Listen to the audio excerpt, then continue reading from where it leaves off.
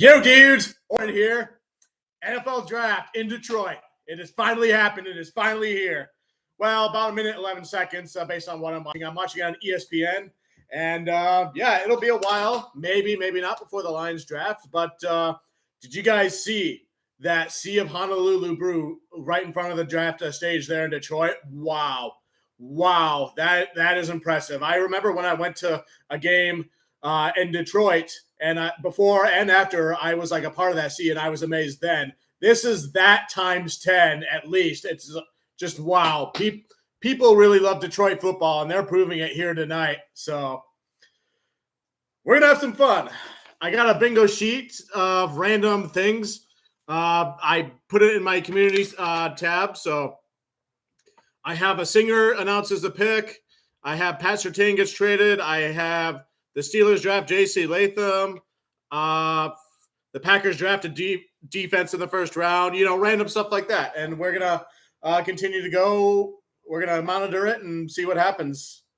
And I'll let you guys know if I get a bingo. And then I'll try to update who gets picked where as best I can with these. I know you guys can't see the fridge magnets of each team as best as possible, but I tried to put them all in the best spot as best I can. So, and if you guys aren't aware, I guess the Eagles did an extension with their wide receiver for 3 years, $96 million deals. I just saw it on Twitter. So I'm monitoring Twitter. I'm monitoring the live stream on ESPN because they're the best one, the best available part as well as the rounds part. So that should help me keep track of everything. And yeah. I'm just kind of waiting for the show to get on the road.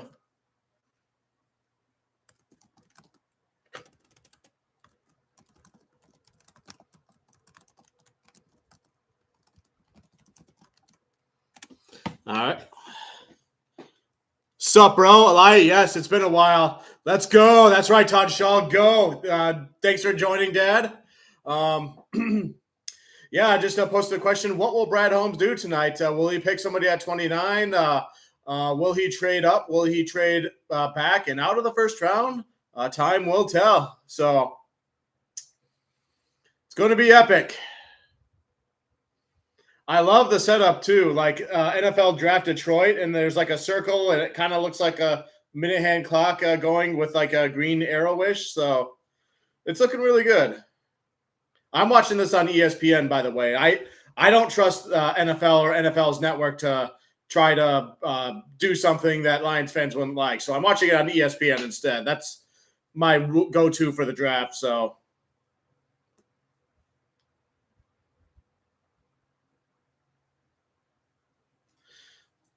there's Lions fans. There's Commanders fans. I got plenty of snacks over here. You guys know Brandon Perna, right? His wife, Jess Brain, is trying to sell a tea, and I purchased it, and I'm drinking it right now. And it is really, really good. It's strawberry lemon herbal tea. When I pour it, it looks blue, and it's just wow, so many colors and flavors. I don't even know what to call it, but it is super good. And I'm a big tea person, so feel free to at least consider going to Jess Brain's content and purchasing her tea. And I've already purchased Brandon Perna's coffee, the one that says F the refs on it, which is oftentimes appropriate for what happens with the refs in certain games. But there's no refs here tonight, so relief there. It's all NFL draft.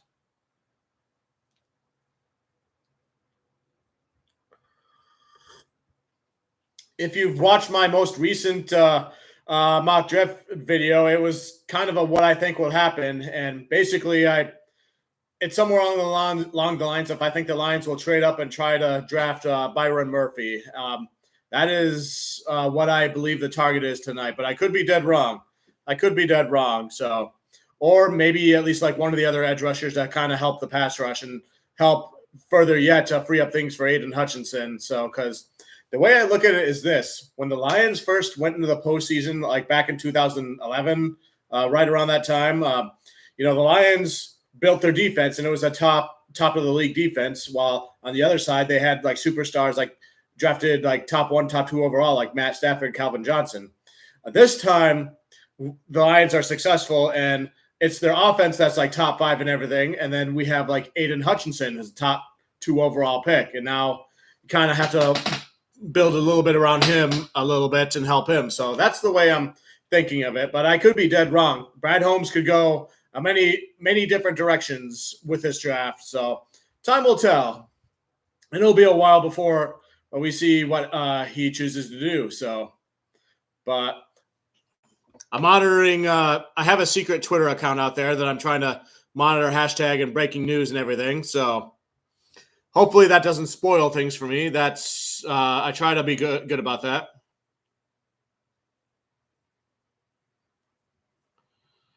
Okay, so A.J. Brown, I announced had an extension with the Eagles. That was 3 years, 96. I'm now reading Eagles and Pro Bowl wide receiver A.J. Brown. Oh, wait a minute. That's the one I was already talking about. I thought they were talking about the other one that they drafted a few years ago, whose name escapes me at the moment, but he got extended a little bit ago. Yep, 3 years, 96, includes $84 million guaranteed per sources. The $32 million is the highest per year average for any wide receiver. So I guess that tops St. Brown. So this is according to the Adam Schefter tweet. Crazy, though. The wide receiver market keeps climbing and climbing and getting reset. So if you want a good wide receiver, I think your best bet is to draft one. And I think we're seeing proof as to why. We saw with St. Brown getting extended yesterday, and now A.J. Brown here just now. So, whew. While we wait, I'll go over one by one what I have on my bingo board for tonight. So, Michael Penix Jr. falls out of the first round. Remember, these are all kind of random. 49ers draft Mike Sainristil, the cornerback from Michigan. A Singer reads a pick. Pat Surtain from the Broncos gets traded. At least 10 trades take place during round 1. 2 years ago, the record was set with 9 trades. Last year, it was 6 trades. I'm thinking there will be at least 10. The Saints draft Olu Fashanu. And now they're doing a preview of Roger Goodell trying to be like,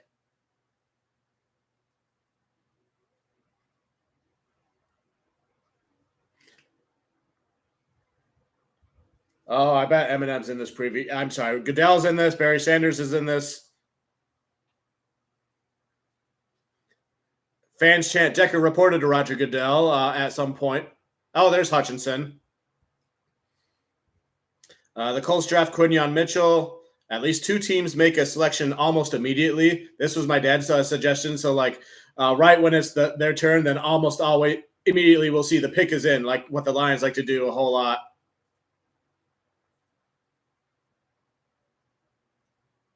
They're doing a lot of Eminem lose yourself puns here. Ah! You know you're still going to get booed, right? Eminem says. Goodell's like, I'm not afraid. And Eminem's like, I'm afraid for you.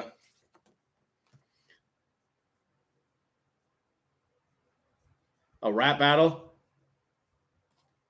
And Eminem just has a puzzled look on his face.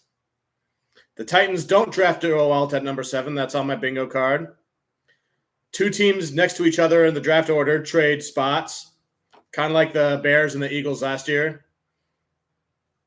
Yep, there goes Goodell, and he's getting booed.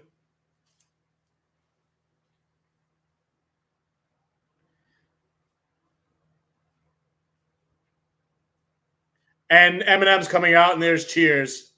I kind of think Goodell has to do that with Eminem to help balance things out. Because he knows of his sins. He knows.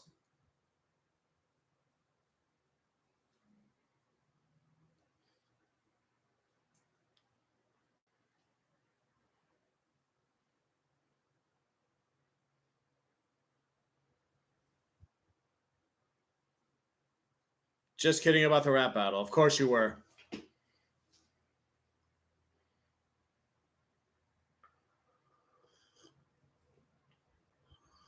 Eminem's taking the podium. Yeah, Eminem.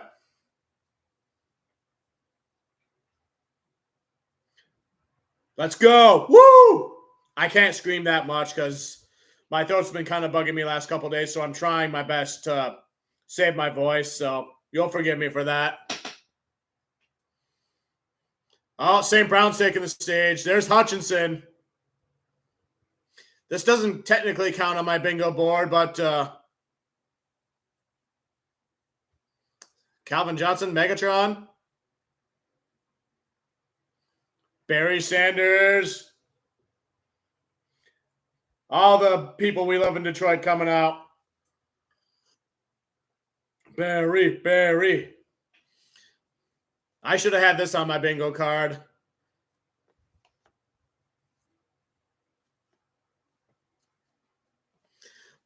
I always expect like Aiden Hutchinson and St. Brown. Like they're like the public figures. They're like the celebrities that like to go out and do this stuff. So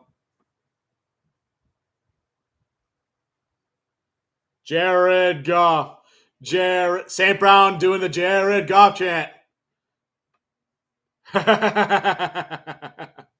They did that in the postseason for him. Hey, Dylan, thanks for joining me tonight. I know you were going to say you were going to do that. Your friend from work. Hey, there's Jared Goff right there.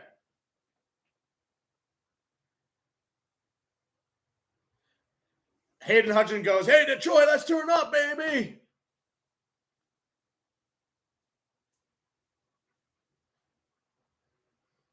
Here comes Barry.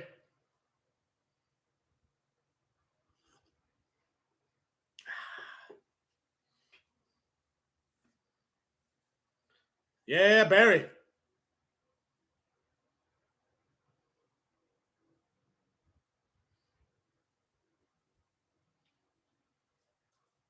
What up, yo? Calvin Johnson says.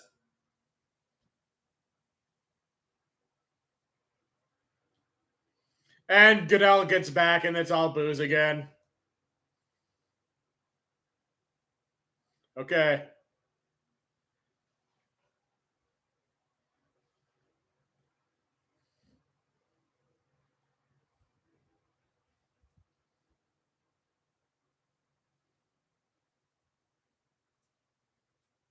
Thank you to Detroit. You've been awesome. That it was a few cheers.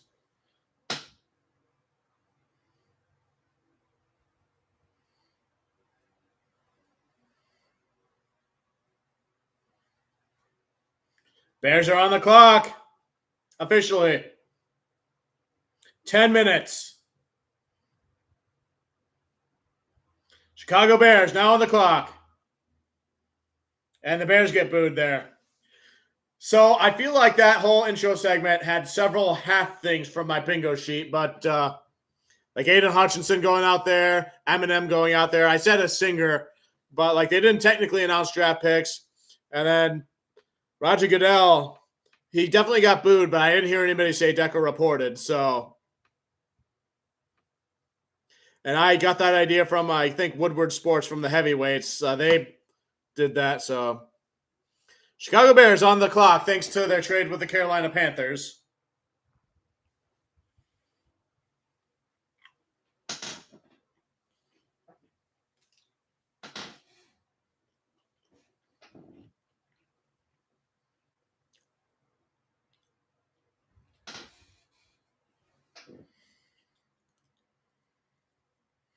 Nine minutes and they're still on the clock.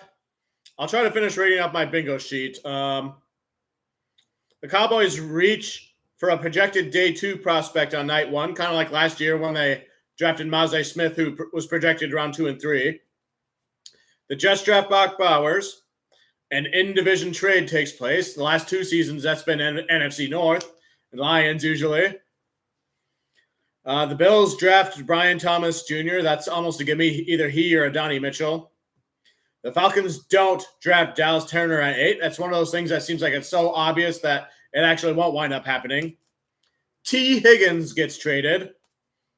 Not just T. Higgins from the Bengals, but another Tyler Hendrickson. Hendrickson, the edge rusher, also requested a trade too. So interesting there. Aiden Hutchinson reads a draft pick. I'm not sure if that's going to happen anymore because he was already out there. The Steelers draft J.C. Latham. The Packers draft defense in the first round. The NFL announces a new partnership with a streaming service. Kind of like a couple of years ago when they announced, oh, yeah, Amazon Prime is going to do Thursday night games now. J.J. McCarthy falls out of the first round. This will be a controversial one, but this is one I don't think a lot of people are expecting right now because of all the media hype around him. So, but I do think that's an option depending on how teams perceive him. I mean, look at Will Levis last season. A prospect with the first name Xavier is drafted in the first round, and I should have said wide receiver because there's both Xavier Worthy and Xavier Legette. They're projected second rounders typically, but you could easily see them coming up to the first round. And then finally, Brad Holmes yells in celebration and hits something or someone like a intense high five after a Lions pick. So that's my bingo board essentially. So, and I'll do another one for night 2 for tomorrow night. I have some ideas for that one. So, but I'm kind of waiting to see what happens tonight before I do that.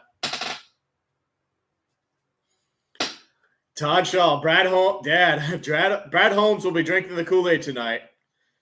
Yes, you've made it clear to me before you think they're drafting Kool-Aid McKinstry. We will see. Time will tell. They've had him. They interviewed him at the Combine. He was one of their top 30 draft visits. And Brad Holmes has been to Alabama to scout the Alabama players on their pro day. So a lot of things indicate that particular direction. So. And the Lions do need cornerback. It's arguably their biggest need. So could definitely be Kool-Aid.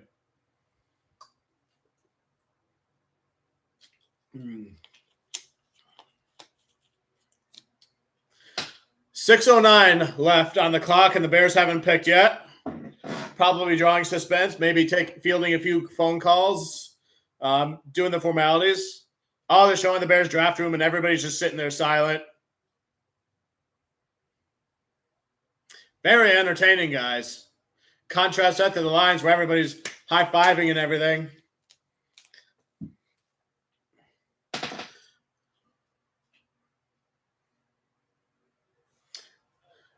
Each war room looks like really different sometimes. Like sometimes you'll just see people like in rows like a mini theater. And other times it will be like a rectangular like tables type of situation with a few people in desks in the background.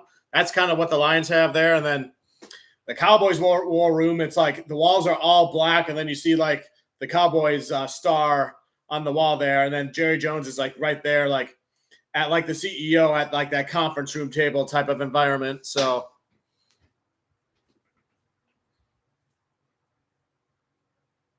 5:03 to go.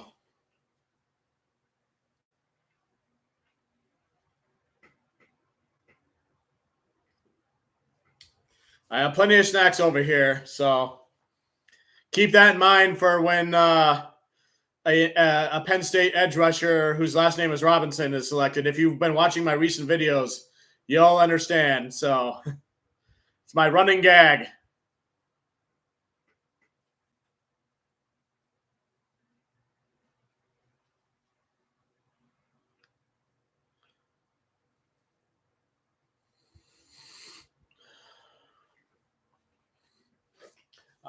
Hopefully their names aren't so long that I can't be able to write it out here on the board. So let me check Twitter. Maybe they know something I don't. I want to see if Twitter is ahead of like me watching TV.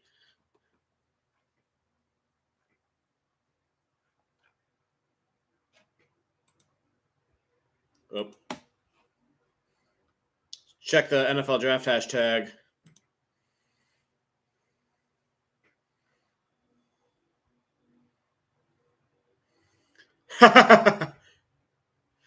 So I'm on Twitter. You remember the episode of SpongeBob where Squidward hosts a talent show and SpongeBob's getting cheers while he's mopping, and then Squidward tries to like go out and then they stop the cheering. Somebody like did a meme of that. It's like Roger Goodell and Eminem, and that's literally what it was like. It's that's a good one. Hey, Beast, I've been expecting you. My brother went to the draft but couldn't take me because of school. The next day, at least get to hang out with you all. So, yes, welcome, Beast. Glad to see you here. So, you're like the Robin to my Batman in this stream. So, just write initials and the positions on the board would be much easier.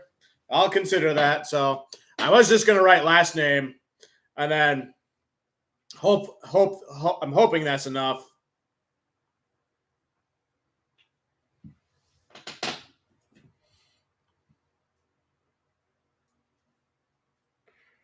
The pick is in. Finally, the pick is officially in. And I hear the boos and the jingle.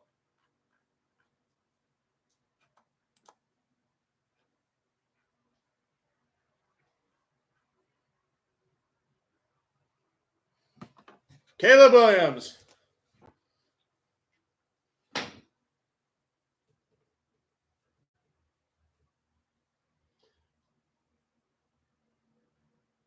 Death, taxes, and the Bears selecting Caleb Williams number 1 overall. Everyone and their mom knew that this was coming.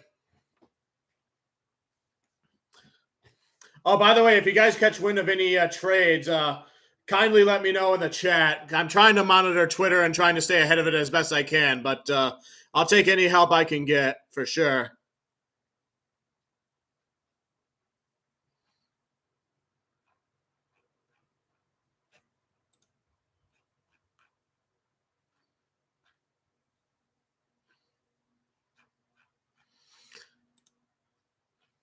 By the way, did you guys see the Tom Grassi announcement? I haven't been on seen his stream yet, but I've seen his tweet. He did his announcement. Apparently, last year he visited 30 stadiums in 30 days, and now it looks like he's visiting a number of international stadiums in across outside of the United States in 10 days. So I can't wait to learn more about that, and I wish Tom Grassi the best of luck there, and try to stay safe in your traveling. So it only makes sense, you to take it international. Like you went around the United States for that first summer. Now you're going international with it. So, and he has experience now that he's vacationed in Iceland for a bit. So he's got that passport all warmed up. Washington Commanders on the clock. There's 6:13 left to go. So far, nobody's announcing the pick immediately.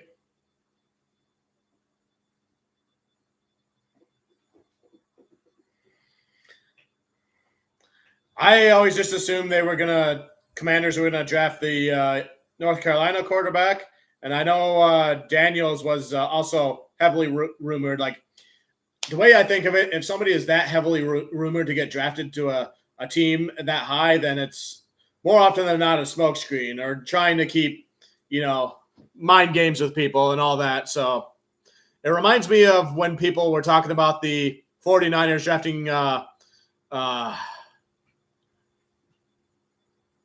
guy who used to be the Patriots quarterback at number 3 instead of Trey Lance. And man, oh man, we've come a long way since that 2021 draft, and look at where all those quarterbacks are now.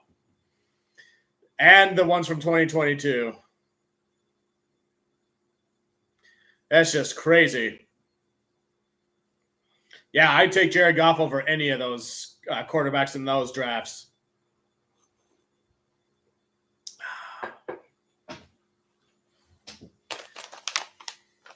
Your tea is amazing, Jess Brain. So thank you very much. I'm going to try to order it more next time I get paid. 4:42 left to go on the clock for the Commanders. Checking Twitter, any updates, any breaking news, any trades I should be aware of. The Jared Goff chant that St. Brown's did. That was a pretty awesome moment. I did not expect that, but I'm checking ESPN's draft board. It doesn't look like there's any trades yet.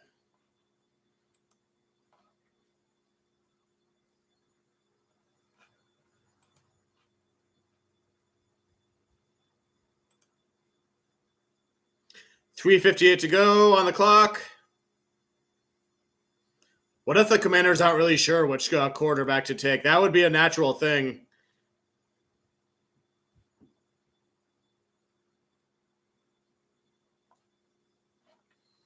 Yes, I would agree. The third year in a row. I've been thinking about that beast for a little while. I feel like it would be Cooper DeJean or he keeps saying that Graham Barton is his favorite player, but I think he's learned his lesson by now to kind of smokescreen about that. Because if you think about it, like, what if like these GMs from these rival teams are like watching their live streams and it was like, oh, now I figured out what the other team's going to do. I'm going to trade up in front of them and sabotage them. I highly doubt that any of that is happening, but in Grassi's case, like, I'd be paranoid about like what he calls collusion as well. But yeah, that would be funny. I'm kind of paranoid that something like that would happen to me too. And for the record, I think worst case scenario, I'll tell you what like the universe or spirit or God or whatever believes my worst case scenario would be. And it would be something like this. The Lions trade back with the Chiefs, and then Taylor Swift comes out and announces the pick at 29 where the Lions were supposed to pick. And then it's like Kool-Aid McKinstry or somebody that the Lions could have used. And then at the Lions pick with the Chiefs' original pick, they pick Spencer Rattler, the biggest diva quarterback I could think of in this draft. So that would probably make me throw something at the wall if something like that happened. But it's Brad Holmes we're talking about. He doesn't get fleeced, you guys. Brad Holmes is the ring from Lord of the Rings when in Mount Doom. Which can corrupt any single person there. So with Brad Holmes doing the draft in Detroit, that is the analogy there.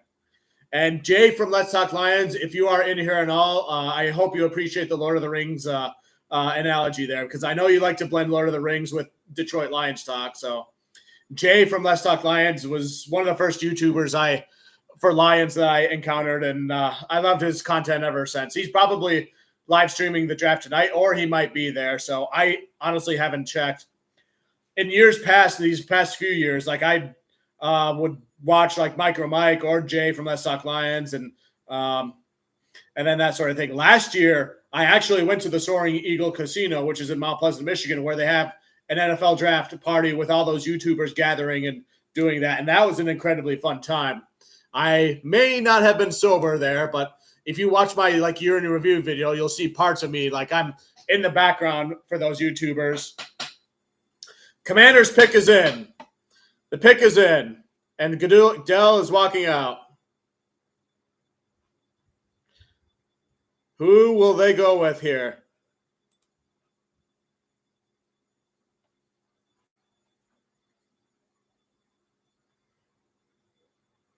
Oh, Jayden Daniels, LSU quarterback. So it wasn't a smokescreen at all. All right. Well, the Patriots, I guess, are going to get the guy that they want that I keep hearing about. So, yeah.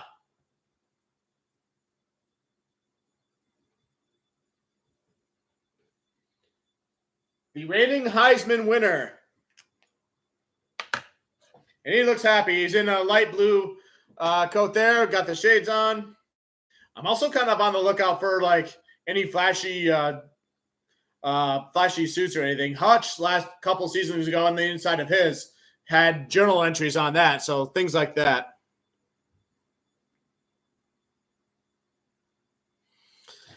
Yeah, the Commanders need to get a better O-line. So I really rooted for Sam Howell, excuse me, when he was doing what he can for the Commanders last year. He led the league in sacks, and like I think that really just kind of wore him out to the point where they had to trade him. So, which was unfortunate, but yeah, Brad Holmes knows that his first moves were drafting linemen because if you're ever rebuilding a team, always start with the trenches, especially the offensive line.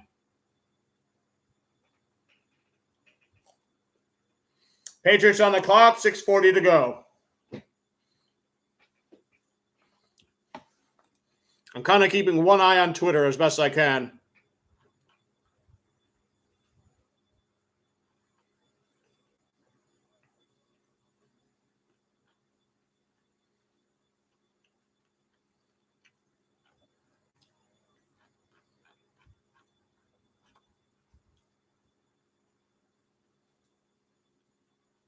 There's never really like that many epic trades during the draft that involve the top 5 is one thing I've noticed. So those always tend to like take place well in advance.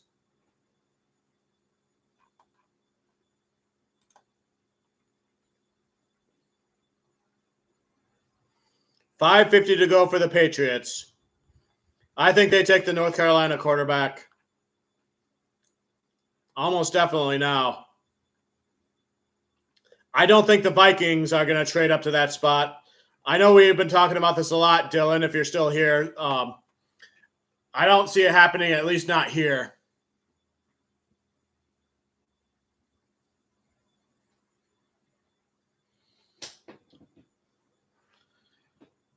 Last year's top 5.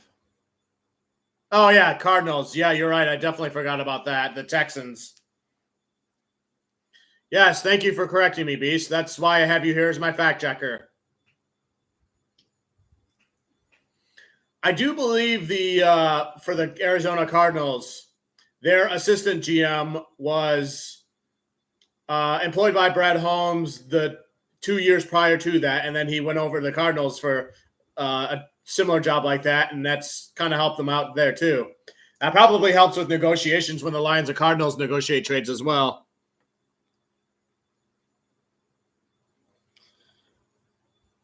Yeah, Daniels is already gone, Dylan. Sorry about that. Patriots pitch is in, by the way. So on my bingo card, I have J.J. McCarthy actually falling out of the first round, but he could very well get drafted this high somewhere like that, or he could go anywhere in between. McCarthy's the most mysterious quarterback in here, and he's got all sorts of tools. But at the same time, like Harbaugh liked to use the rushing game as best he could. And I actually remember watching J.J. McCarthy as a freshman, like during that playoff game. Aiden Hutchinson was still on the team, and they lost to Georgia so badly that they just threw McCarthy in there to get some experience. So, but yeah, he also likes to meditate on the goalpost before each game, which, yeah, never anything not wrong with meditation.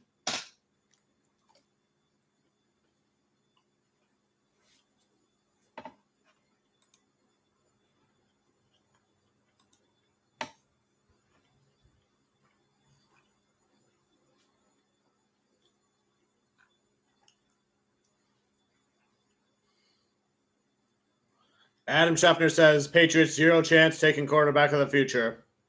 Heard that a few years ago as well with Mac Jones. Now I remember his name, Mac Jones. Sounds too similar to Mike Jones. Mike Jones. Oh, I'm seeing Scheffner's tweet about that now. One source says there's 0 chance the Patriots trade number 3.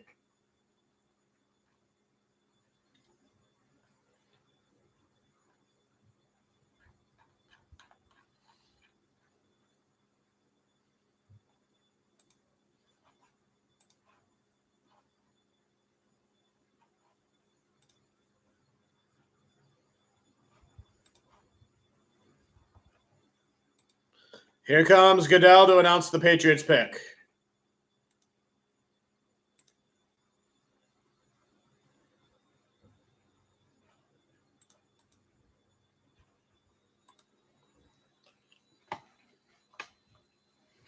There he is.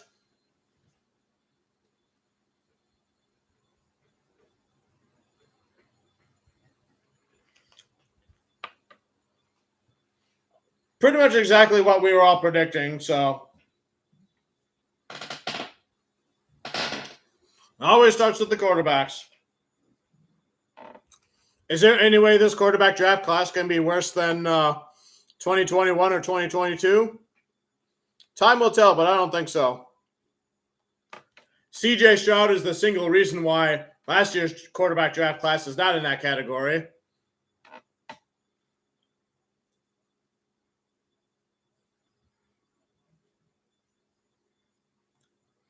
No, Beast, I don't think I have, but I've seen a number of videos comparing those draft classes. The YouTuber who comes to mind when talking about that is She Got Sports. I don't know if that's how you're supposed to pronounce hers, but She Got Sports was where I first heard about it. Who just got their YouTube plaque, by the way, for hitting 100,000 subscribers. So congratulations to her.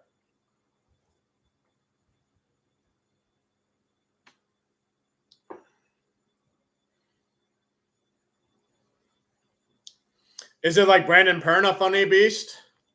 Because that's kind of, it's hard for me to imagine like humor and football without anybody besides like Perna in that way. But, and I'm still trying to forget Perna's video breaking the news of Zach Wilson being traded to the Broncos.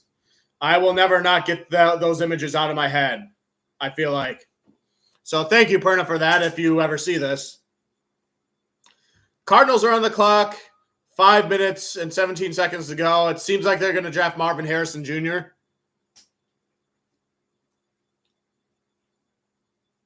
Clever humor and sarcasm. Interesting.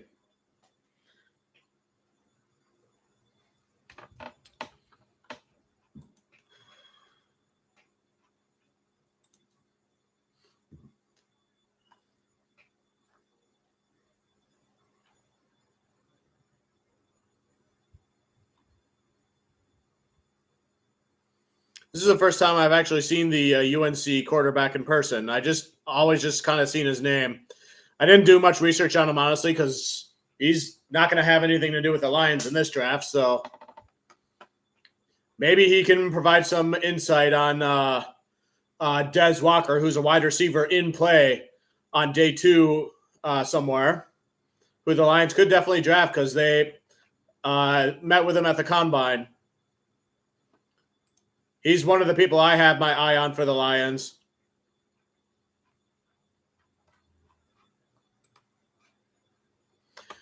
Does anybody here have a draft crush? So I think if you've been watching my videos, you know who mine is, actually. Mine is Cameron Kinchins, the safety from Miami, Florida, just because I think he's another Kirby Joseph. And whether it's cornerback or safety, but to have another DB who's really good at interceptions in the backfield for the Lions, I think would help make things unstoppable for what the Lions are trying to do with their formula. So get pressure on the quarterback if they can't sack him or tackle for loss and force them to throw the ball. And if they even try to throw it deep, it'll just be intercepted no matter what because you have so many people good at interceptions. Cardinals pick is in, by the way.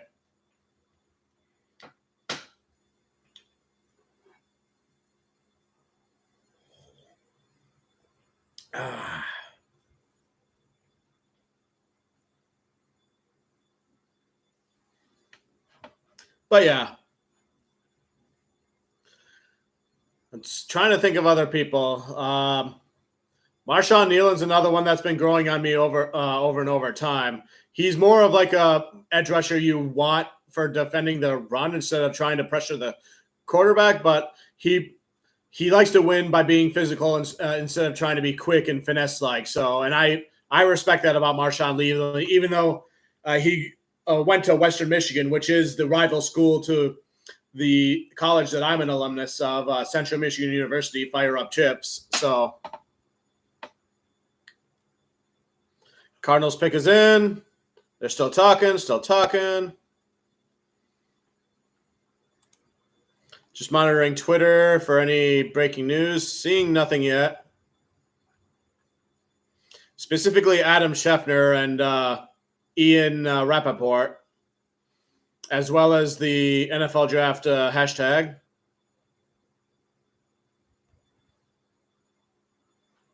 Roger Goodell is coming out again. Probably Marvin Harrison Jr.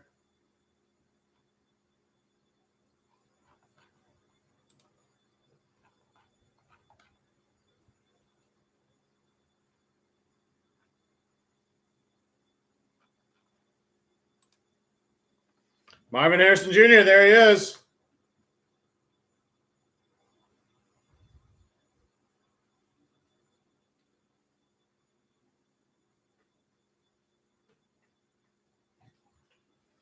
There we go. Chargers are on the clock now.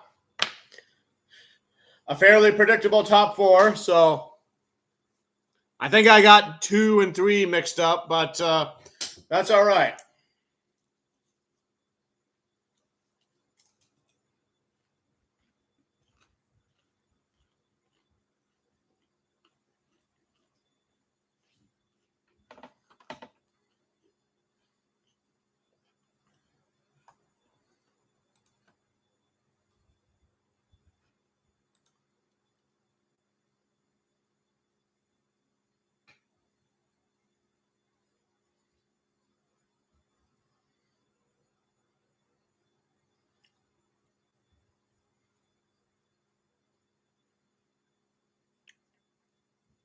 I saw Tennessee at 7 and I kind of panicked, but then I remembered, oh yeah, Tennessee is originally at 7, so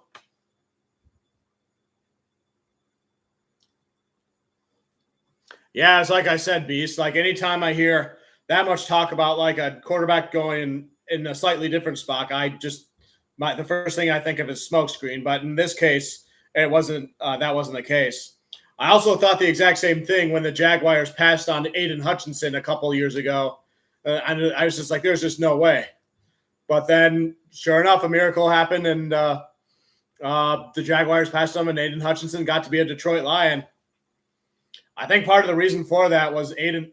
I think Hutchinson kind of subtly told the world he wanted to be in Detroit when he went to the Detroit Tigers game. He threw out the first pitch of the Detroit Tiger game days before that, which was the same game where Miguel Cabrera got his 3,000th hit.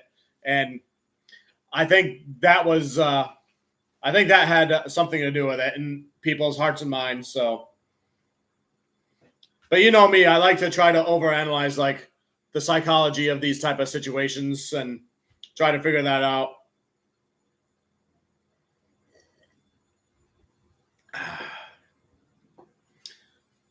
Chargers are on the clock. They have 5 minutes to go. I'm going to get up real quick and refresh my Jess Brain tea. I'll be right back.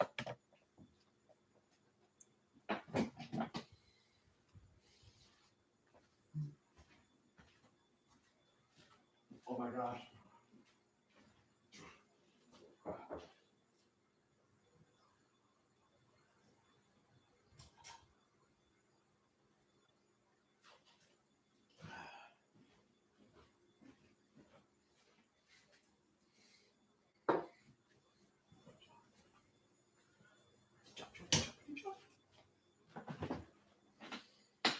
Five minutes to go for the Chargers.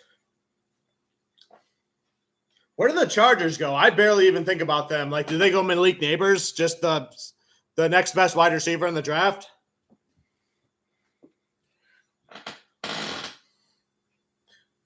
I know they drafted the wide receiver from TCU last year, who's a big-bodied like running back who happens to be a wide receiver, but he didn't have good hands, so not good at catching the ball, and that's why I didn't want the Lions to draft him. And sure enough, I was right with that. So.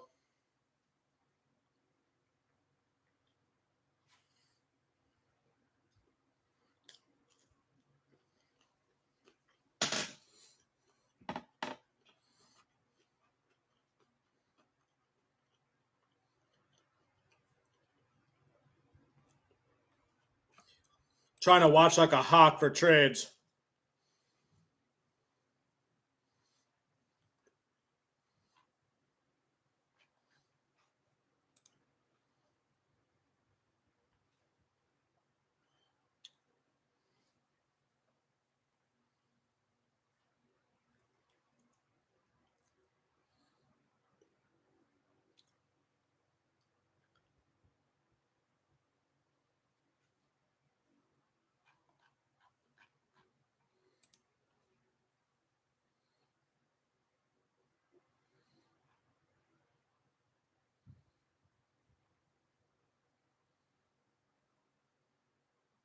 We're on commercial break. Chargers are taking it down to 3 minutes, 20 seconds.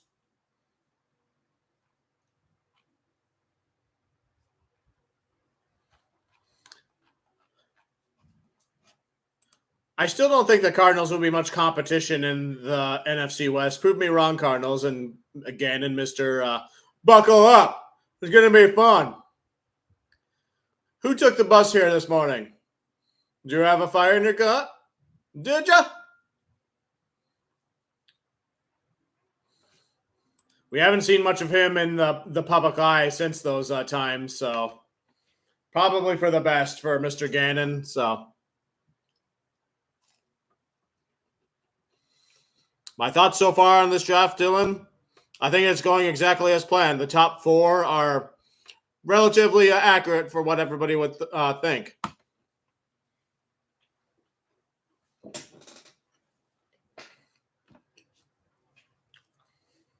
I love the huge crowd of Lions fans there, and I love how all the Lions people came out at the beginning.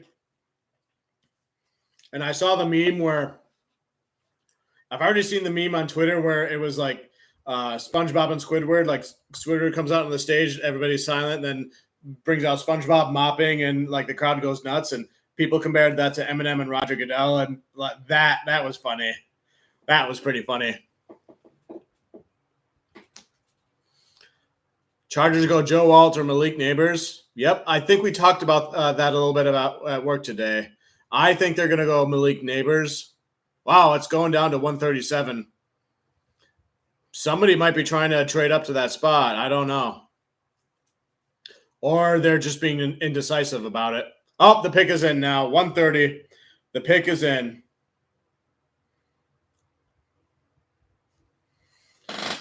See if I can get a spoiler on who they picked. And I'll keep it to myself until it's announced, but, you know.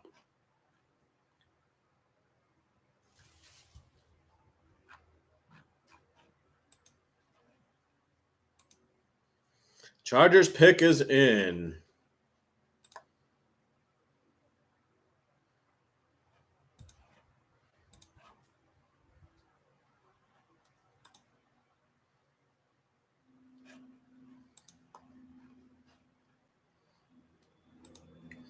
This is the first time I've used Twitter for a while in relation to the draft, but apparently it's easy to find out who's picked before it's announced on TV. So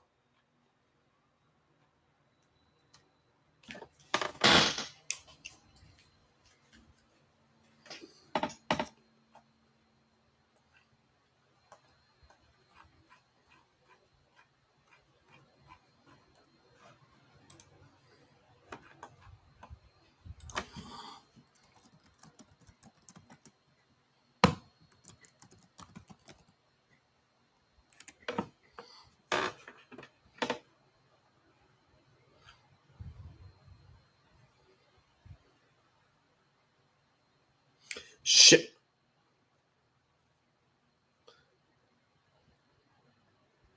Schefter think it's highly likely Chargers use it on offensive tackle.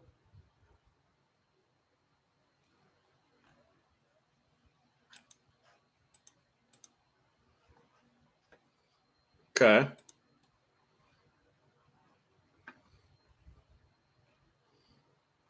And Justin Herbert's not going anywhere either. Ian Rappaport says, because Chargers are staying, that means the Giants' patience paid off if they want to get a new quarterback. Interesting.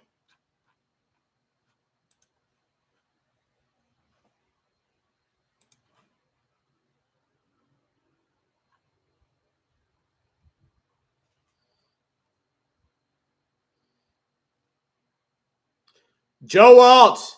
Dylan, you were right. They did Joe Alt.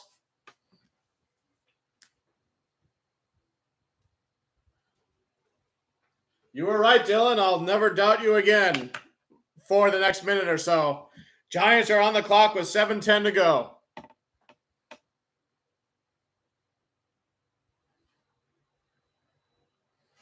All righty.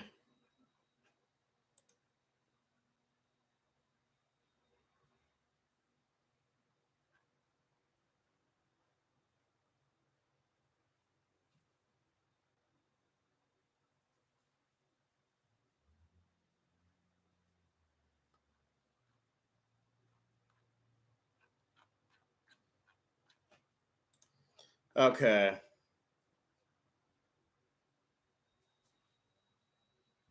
Yeah, I said the same thing about the Bears draft room during the Caleb Williams pick, Dylan. So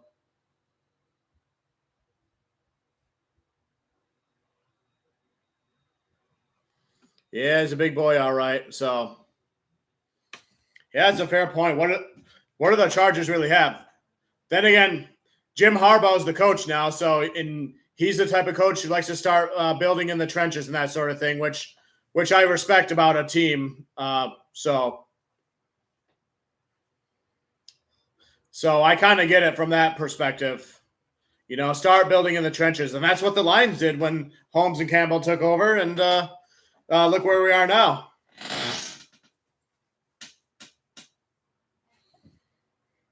And there's still plenty of wide receivers to go in this draft, so this draft class is chock thick of them. But I do think there will be offensive linemen and wide receivers stacked in this first round because of all the contract extensions that keep resetting the market, and people are going to want cheap good ones as best they can.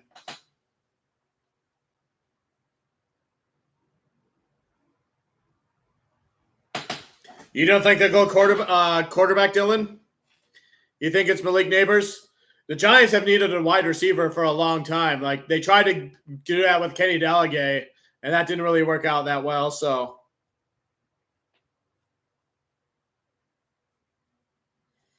yeah, I think it will pay off in the long term to build the trenches. So, hopefully Chargers fans have patience. Oh, yeah. I actually went to a Michigan game with Harbaugh, and there was a lot of running in that game, and they beat Minnesota in that game. So that was very fun to go to. The Giants pick is in, by the way.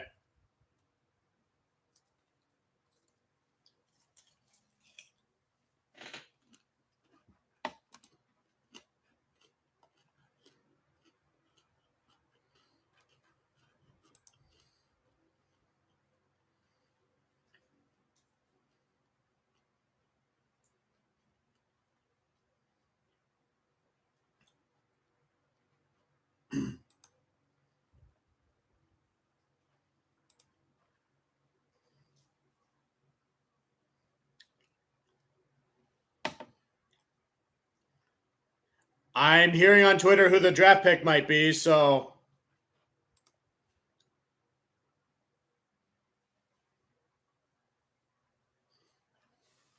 I think I know who it is. I won't say it just yet.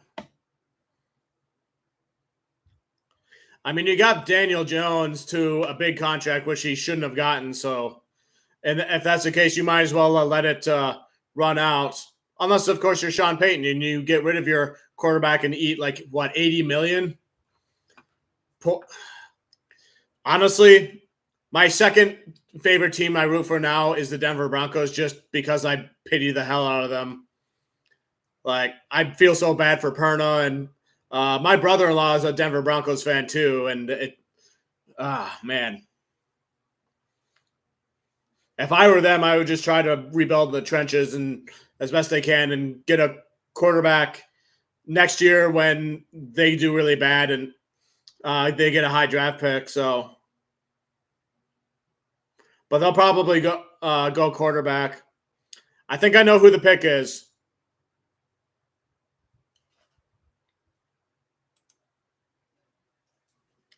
Malik Neighbors. Yep, they went wide receiver there.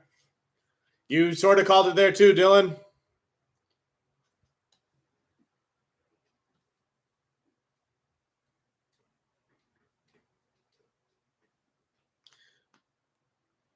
Yeah, I thought Joe Alt would go to the Titans, but now they can't get him at 7. They'll probably get a different offensive lineman. Who was the other one you said, Dylan, for the Titans earlier today?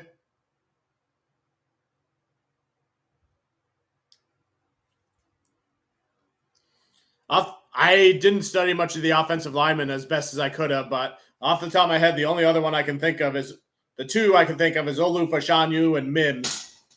In fact, it might be Olu Fashanu.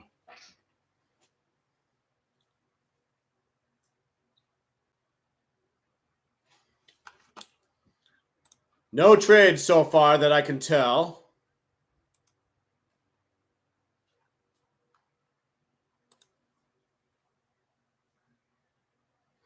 No one caught more touchdowns from the slot than Malik Neighbors, they say.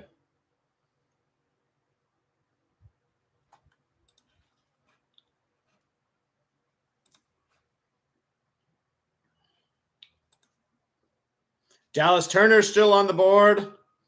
I don't think anybody on defense has been picked yet.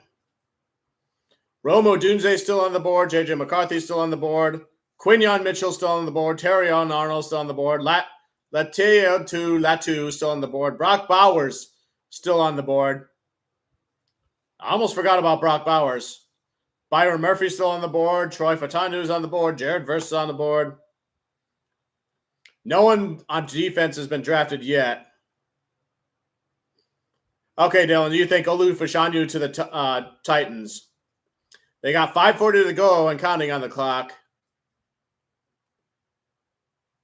No trade that I have seen yet.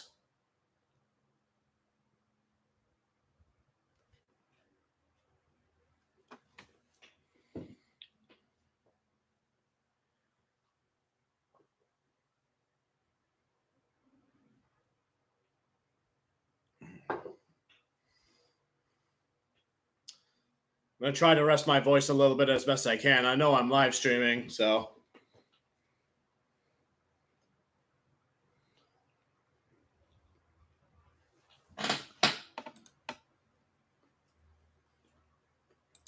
The Titans have no reason to trade out of this pick, I think.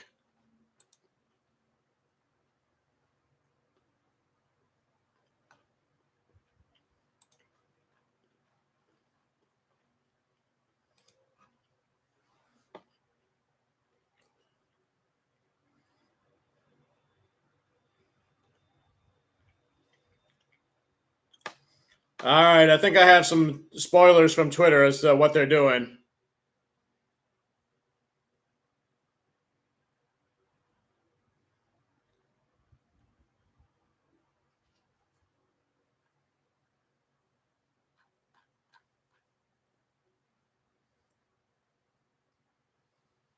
Clock is still ticking, 4:08. Tennessee is still there.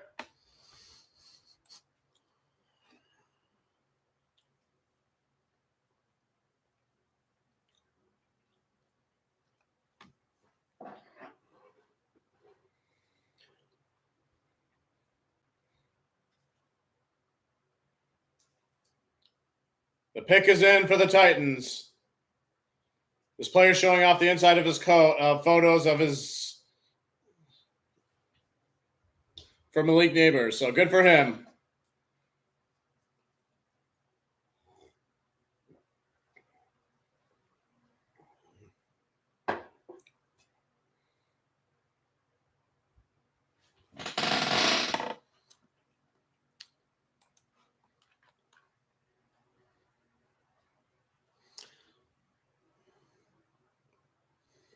If there was a trade, announcers, they would have announced it right now. Unless they changed it.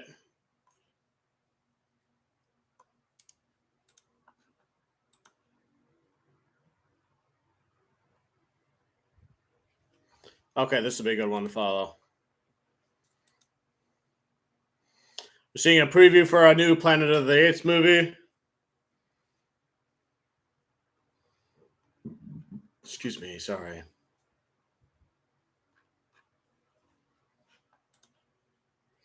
I saw Perna tweet, are the Broncos moving up now? Answer, probably not, no. Excuse me, sorry.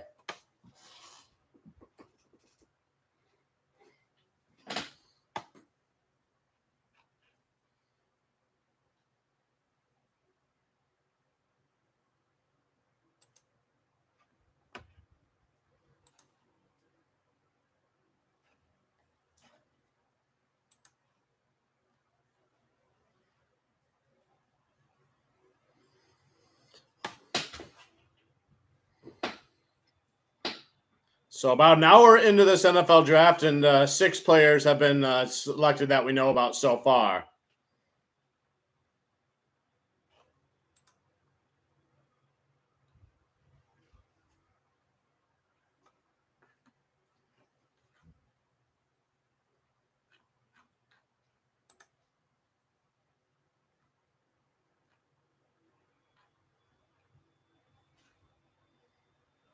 If there is a trade, I will spoil it as soon as I know about it because that's not like announcing a player, but I will announce a trade if I learn about it. First time, breaking news, whatever.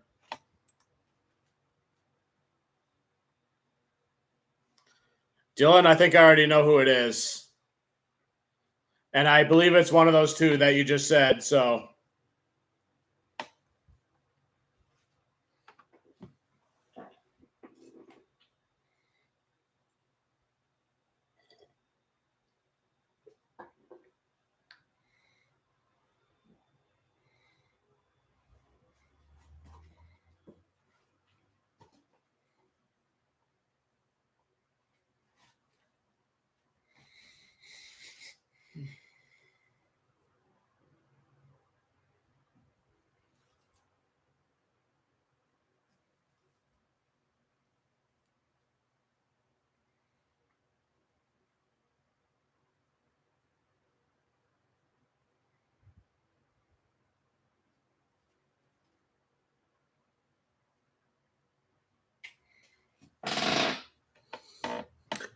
If I'm being honest, this is kind of a slow start to the draft. There's not as much trade action going on, but I think it's just one of those drafts because last year there was quite a few trades going on in the top 10 thanks to the Cardinals.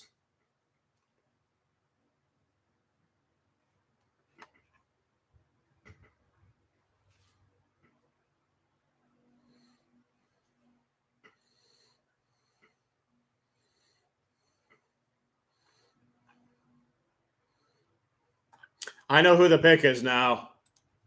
I just saw it on Twitter.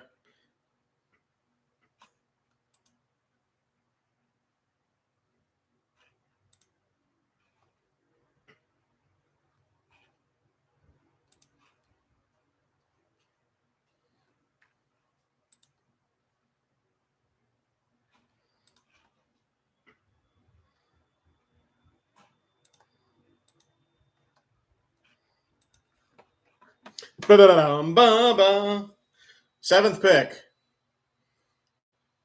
Tennessee Titans. J.C. Latham.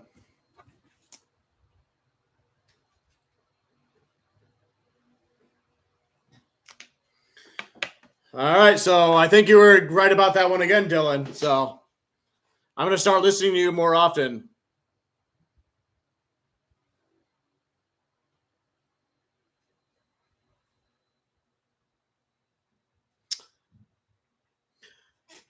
Interesting point, Beast. When we get to the Jaguars and Bengals, point that out to me and remind me again about that. Like the draft logo compared to their actual logo. Very interesting. All right, Atlanta Falcons on the clock, 4:25 to go. I feel like the obvious pick here is Dallas Turner, but Atlanta the last 3 seasons, they've always gone like skill player, like Drake London, the tight end, and Bijan Robinson. So, but then again, they fired the Arthur Smith regime that was probably largely responsible for that. So they have a defensive-minded head coach. So I feel like it's time to kind of switch it up and go defense for Atlanta here.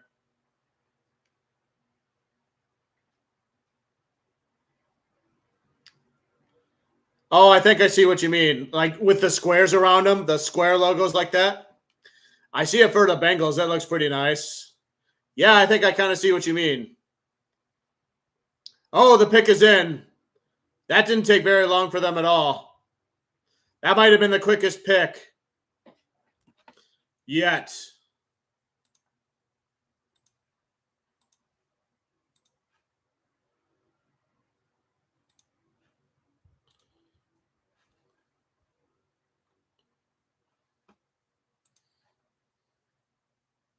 What?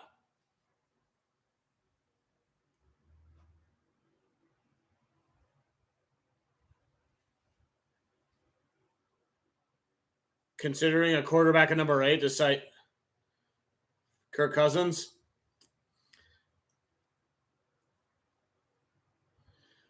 Falcons draft room, everybody's hugging each other. They look happy. Schefter saying they're considering quarterback.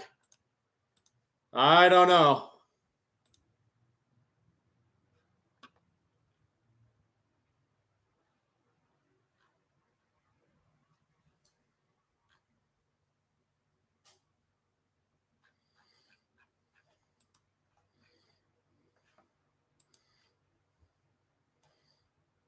That was the quickest pick so far, but it wasn't like an immediate pick.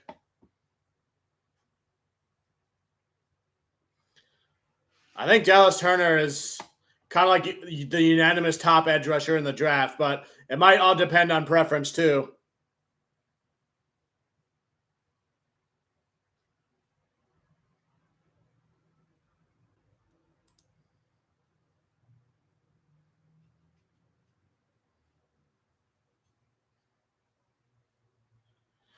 Beast, I'm starting to see the same stuff here too, and the same stuff Mel Kiper just said. As I was just explaining, Atlanta seems to do the unorthodox type of picks with the first round picks, but I thought that might change now that Arthur Smith is gone, but that doesn't appear to be the case anymore now.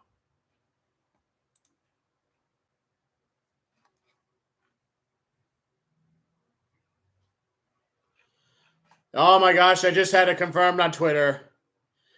Oh boy.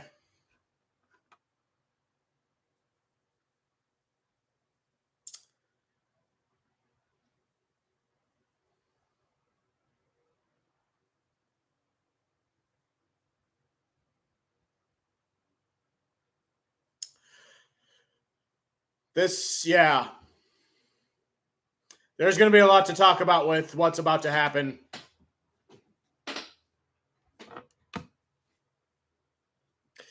Oh boy.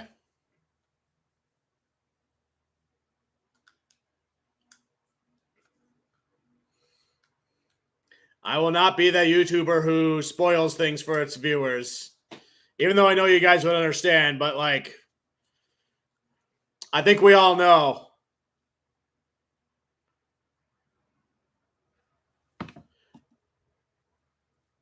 Yeah.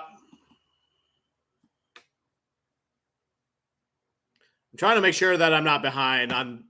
Sometimes my Beast knows this, my live stream can kind of lag a little bit, but yes, Penix Jr. After they just signed Kirk Cousins to a decent sized contract. As a Vikings fan, Dylan, does that make you feel any way at all? The fact that they drafted a quarterback, even though they took away the Vikings quarterback for that big of a contract?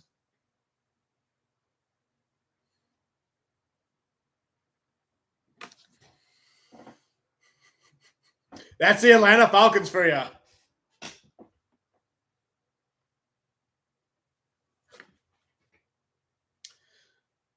Penix Jr. did not follow to the first round, so that's a bingo card thing that I got wrong there again. But wow. You guys know who Annie Agar is? She's another YouTuber who does like these reaction type of videos. She's going to have a field day with this pick. She'll somehow make it about Arthur Smith, who's like her favorite punching bag. So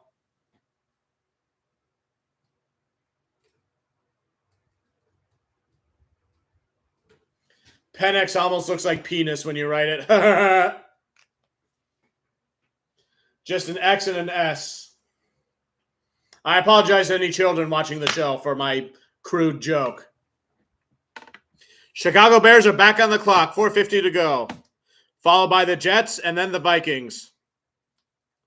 But yeah, that is wild. Penix, wow. Oh, man. The Falcons, I think, are trolling a lot of people tonight with that pick. Dylan, I'll give you a minute.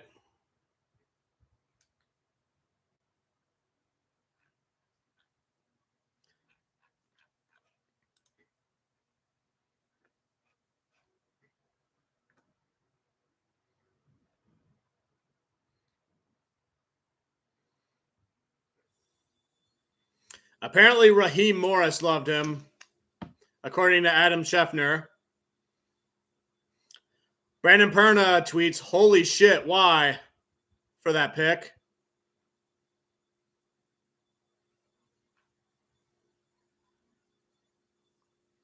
Andy Agar says, Malik Neighbors wide open looking for a pass from Daniel Jones. And it's a gif of a dog trying to catch a tennis ball way out of there. Interesting.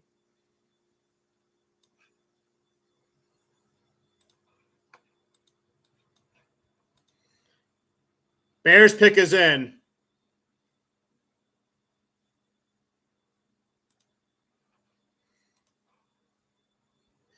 And the Falcons made this pick really quickly, too. So it's very interesting.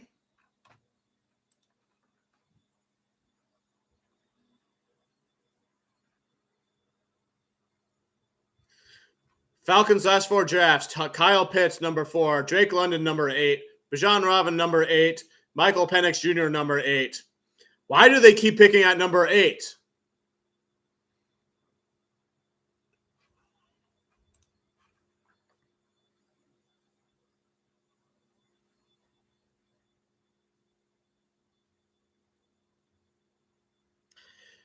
Yep. Yep, that's fair with that.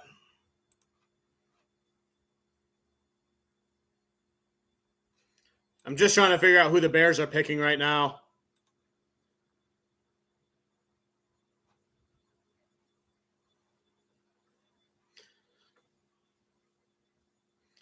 What do the Bears do? Wide receiver, defensive lineman?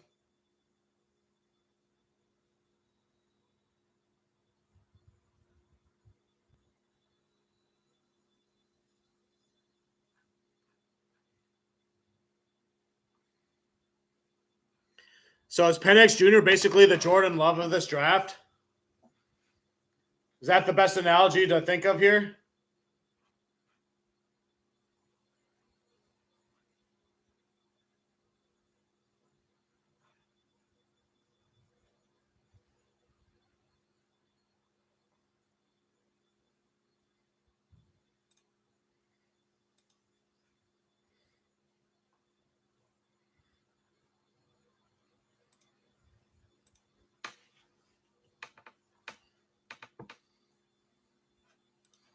All right, who are the Bears picking?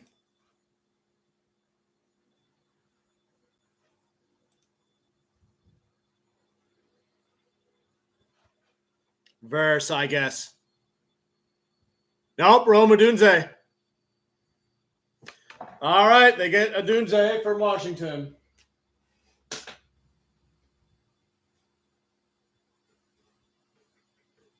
I'm surprised the Bears didn't trade out of number 9, considering they have only 4 picks in this draft.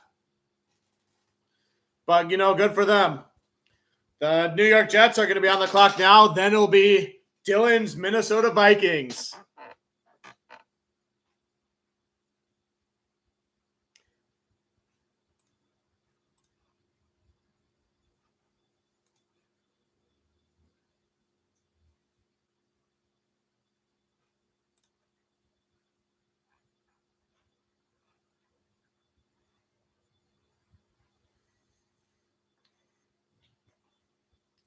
Yeah, aside from Atlanta, I think this draft has been relatively predictable so far.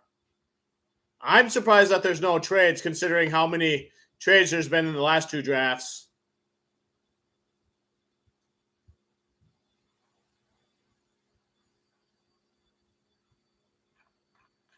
Brock Bowers is also sliding. Wait a minute. Minnesota just traded up to 10. Minnesota is now the 10th pick. Minnesota and the Jets apparently flip-flop their picks. That is the first bingo card thing that I got right tonight.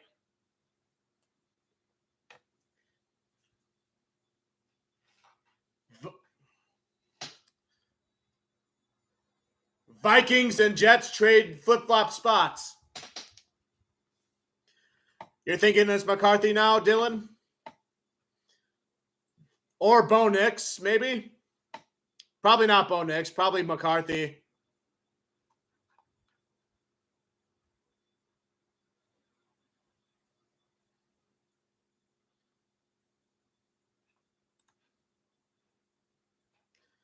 Oh boy, things are getting wild. This is all taking place in front of the Broncos, who also need a quarterback. They'll probably have to settle for Bo Nix. And I don't say settle lightly because I am an Oregon Ducks fan. Vikings are still on the clock right now, too, at 4:45. Their pick isn't in officially yet.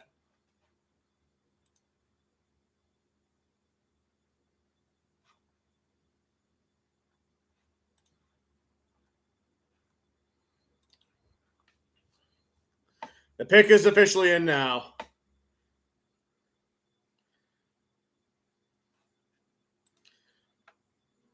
I'm curious about the compensation for this trade. Tom Grassi just tweeted, I hate Rome on the Bears. Ugh.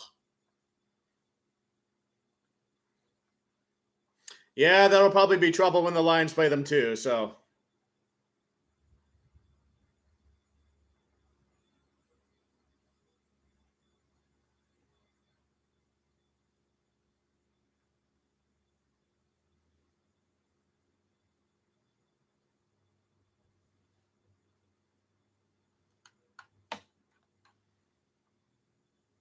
We're heading to commercial break, and I have to take a pee break, which I'm going to do in a second. But I'm curious about the trade compensation. They probably just like picked up like a 4th or 5th round or something.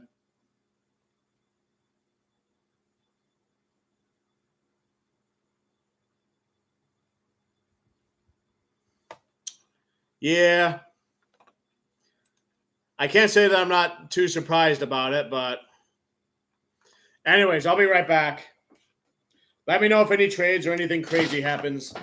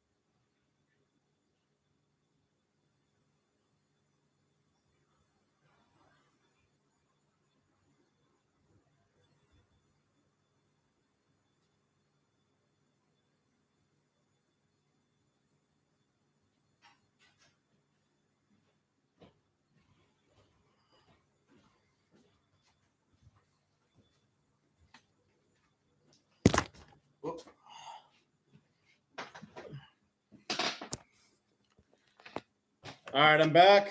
Vikings pick is in. I'm seeing nothing about other trades so far.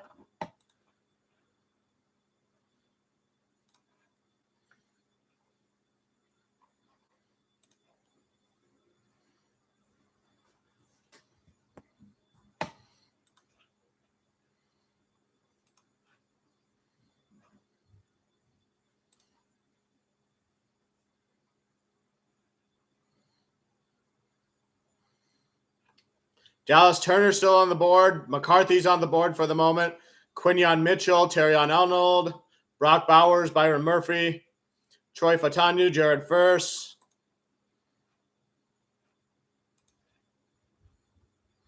Showing Detroit over the air. A lot of blue lights on the buildings and stuff.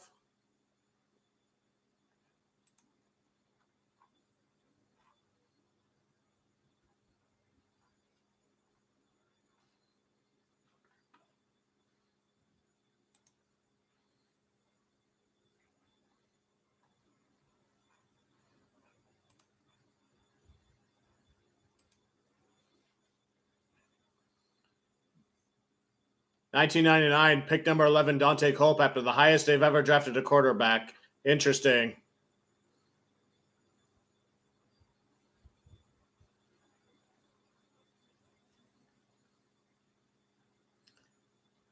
I mean, why did the Vikings need to trade to the 23 spot if they were just going to do this at 10 the whole time? I guess a big just in case type of thing. And my My screen just froze. Stand by, stand by. There we go. It's back.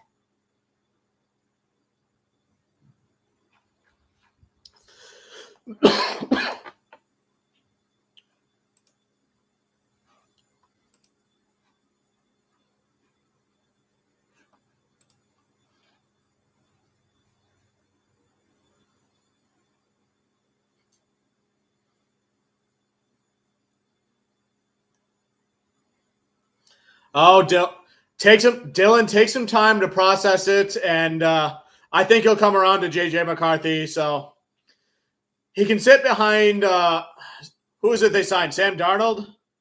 He can sit behind him for a half a season and learn from him, and then he'll have his time and he'll turn out really good, just like Will Levis. So try to look on the bright side.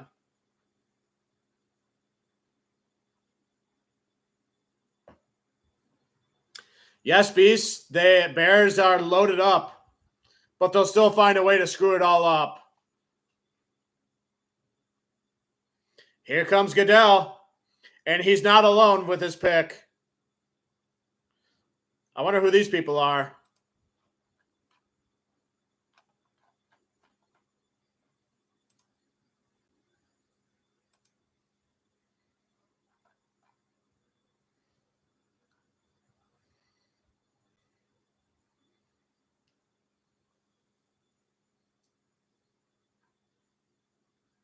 Zachary Ewing, we're honoring him with his survivors, his family. God bless you, sir, and may you rest in power and peace.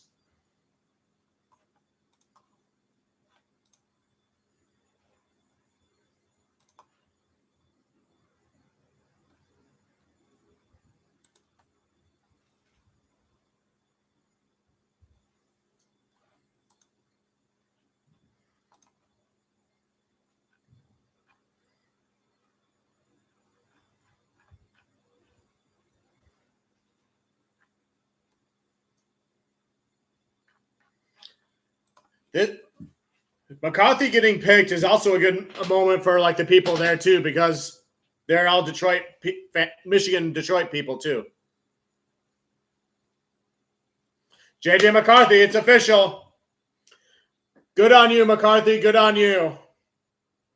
Yeah, I have conflicted feelings too about division rival. He's gonna be over there, but you know what? Good for you for getting picked 10th overall, JJ McCarthy. You'll get that top 10 extra money that comes from being drafted in the top 10 too. So, congrats.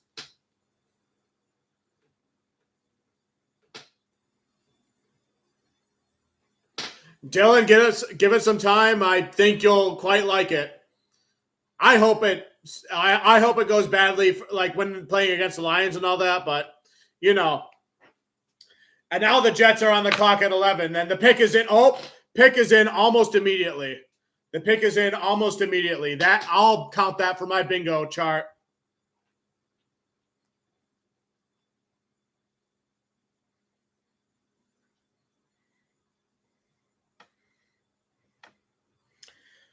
That was quick. Checking quick for any trades.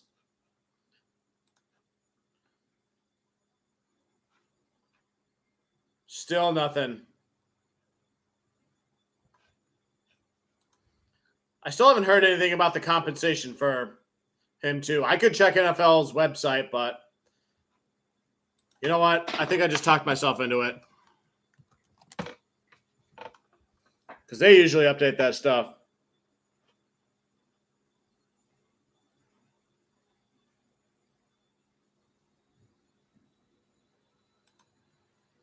Oh, shit. I don't want to overload myself with too many tabs.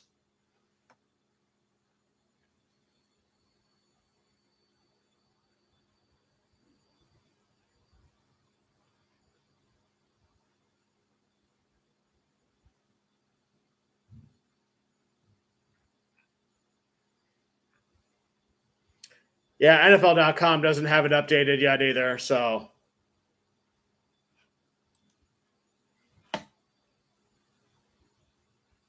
See, there you go, Dylan. You're letting the name sink in, and it's starting to have a nice ring to it. So I think Kevin O'Connell, he'll fit into his system quite well once he learns it. And he'll have Justin Jefferson for at least another year or two.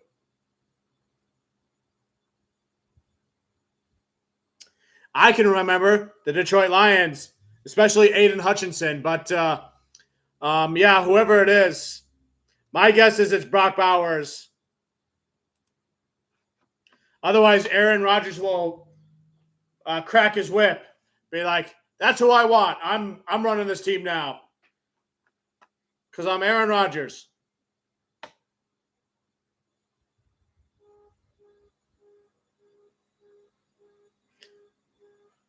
I think Twitter is. There's a car alarm going off outside my window. Let me go check that real quick. Give me just a second.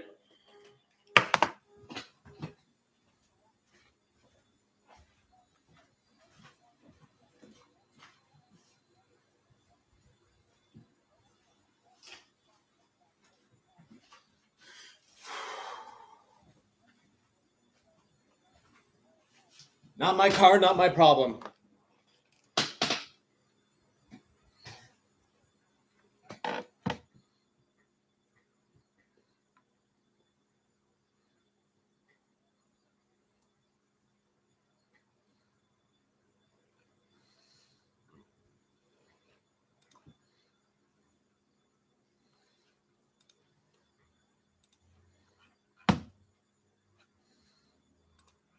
All right.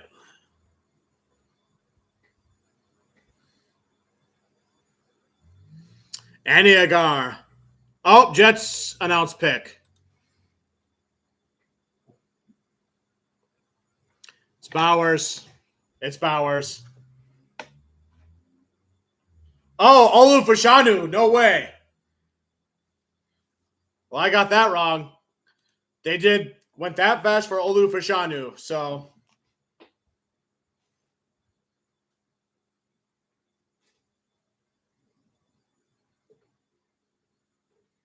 So it is not Brock Bowers.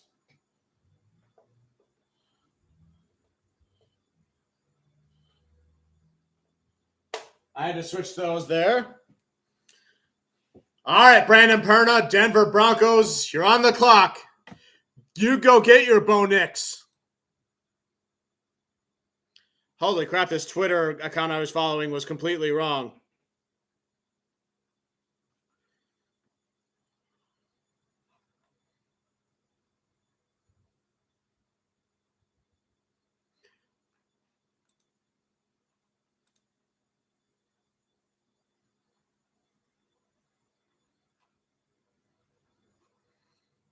Perna tweets on the clock. Oh, God. Oh, God.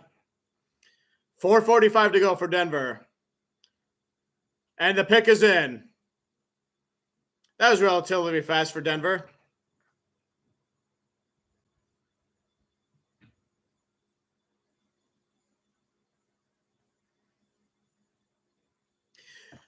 If I were the Broncos, I would just build the trenches and then just take the last place record and then try to get a quarterback next year, like the best one. But if they like Bo Nix here, then by all means, you know.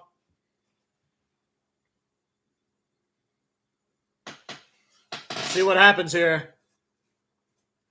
What other position would the Broncos target if not quarterback? It's hard to imagine.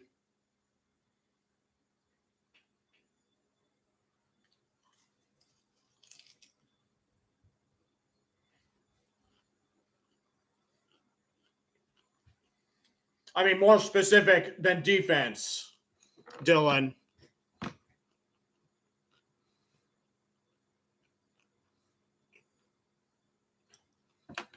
Any trades?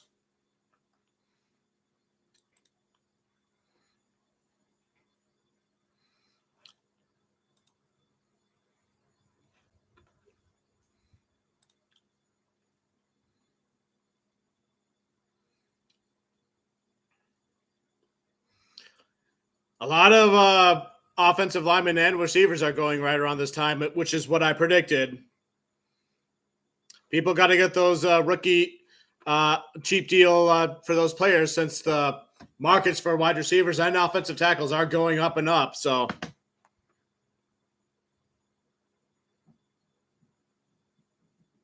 thank you for being more specific, Dylan. I very much appreciate it.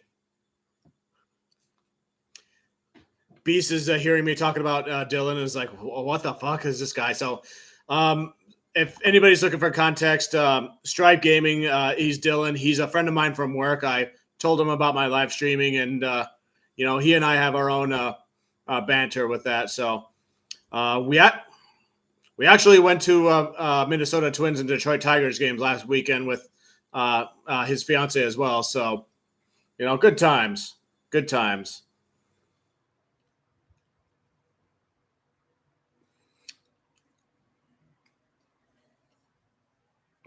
And my phone is charging in my room, so I'm not able to see Snapchat or anything right now. So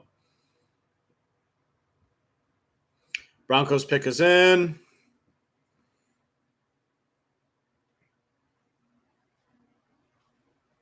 Yes, do it.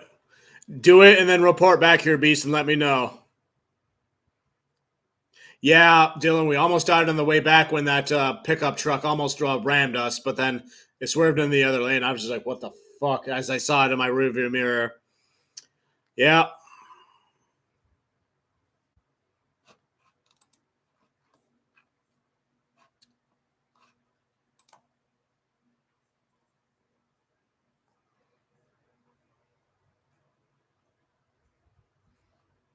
The NFC North is going to be so much fun, Tom Grassi just tweeted. Andy Agar, Detroit is electric. Yes, Andy Agar, you should know that. You live in Michigan, yet you root for the Green Bay Packers. Then again, who am I to talk? I root for Detroit, and I live in Wisconsin, so...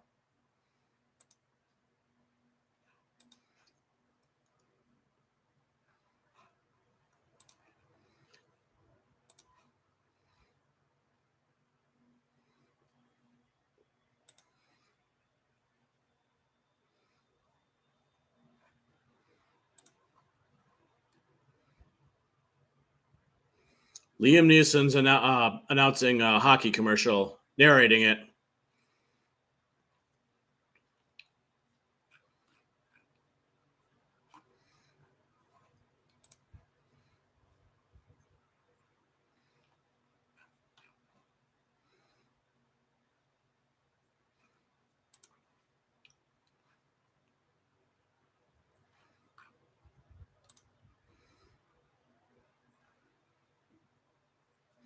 Perna. Oh, Scheffner's talking. Broncos on the clock. 6 quarterbacks possible. Ties a record for a historic draft for quarterbacks drafted or whatever. Okay, nothing new there. Broncos draft room. Everybody's just kind of standing up and just being nonchalant. They look like a mini movie theater type of place.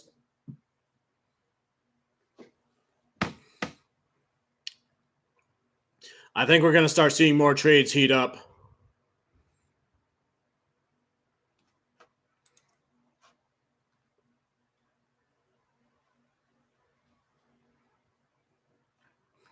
I think Twitter has confirmed who the pick is, but I think we all already kind of know.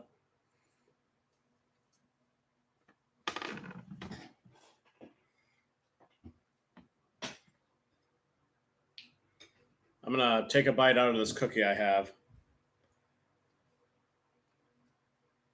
Here comes Goodell.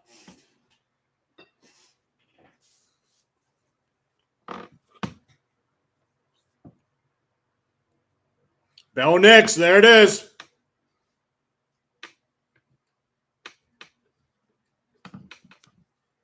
Have yourself a time, Perna.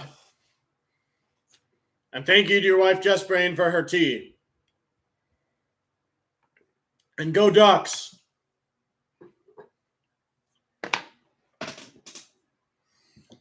Yeah, Bo Nix has had an interesting career in college. Like, he was at Auburn, but things didn't work out there. He kind of reinvented himself at Oregon, and he's helped Oregon have a reasonable amount of success last couple of years or so. The Raiders are on the clock, 3:25 to go, followed by New Orleans and Indianapolis. Still no trades to report.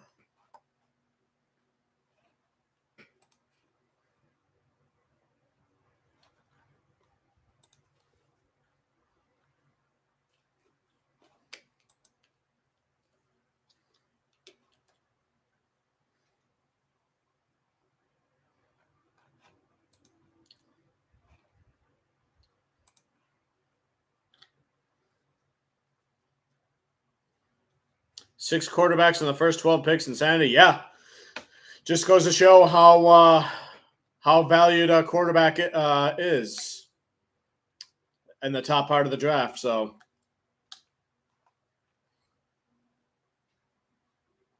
has anybody been drafted for defense yet? Daniels, May, Harrison Jr., Alt, Neighbors, Latham, Penix, Odunze, McCarthy. No defensive players have been selected yet. Raiders pick is in already too.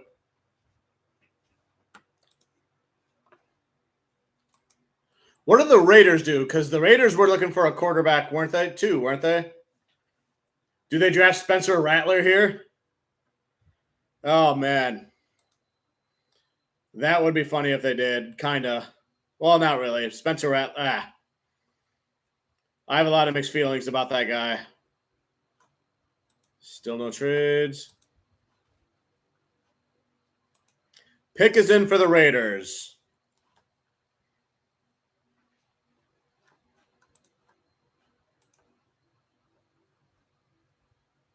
He's happy. Yes, let's fucking go. You better be good, Bo. We got a QB. Is this any better than his YouTube short from when the Broncos first acquired Russell Wilson, and he's like screaming like a crazy person, yeah, and then everybody keeps commenting at that age like milk or whatever. You know what I'm talking about, Beast? Is it similar to that video? You don't have to answer that, but I kind of figured that his reaction would be like that. So ideally, I'd prefer Bo Nix to sit behind a quarterback and learn a little bit, but he's probably going to be thrown in the fire right away. But sometimes that works for quarterbacks. Other times it doesn't. So we'll wait and see.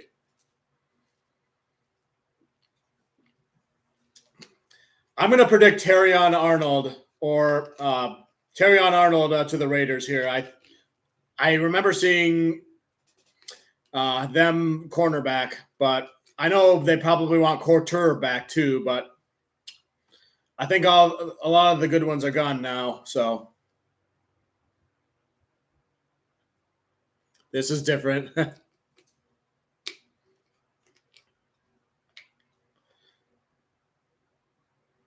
Brock Bowders to the Raiders.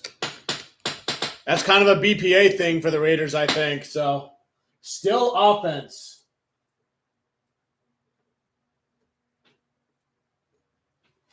Not a single defensive player has been drafted, so I won't make too much of a big deal about it because for all I know, that could factor into Brad Holmes' grand plan. So, yeah, they have Malcolm Mayo and Brock Bowers. They might just be that team that runs 2 tight end sets or 3 tight end sets, whatever their offensive coordinators can scheme up. So I know the Seahawks did it against the Lions when they were missing their tackles in the game that they beat us. So Saints are on the clock with 7 minutes to go, followed by Indianapolis and then Seattle. No signs of any trades yet.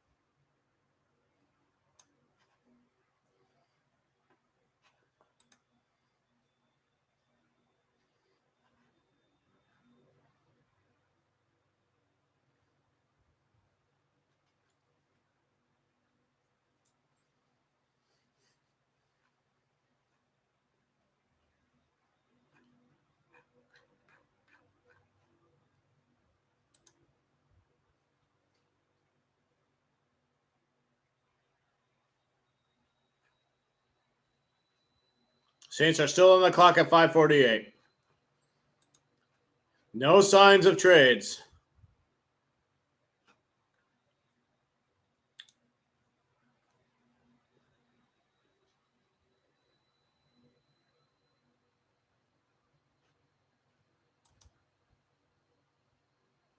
Yeah.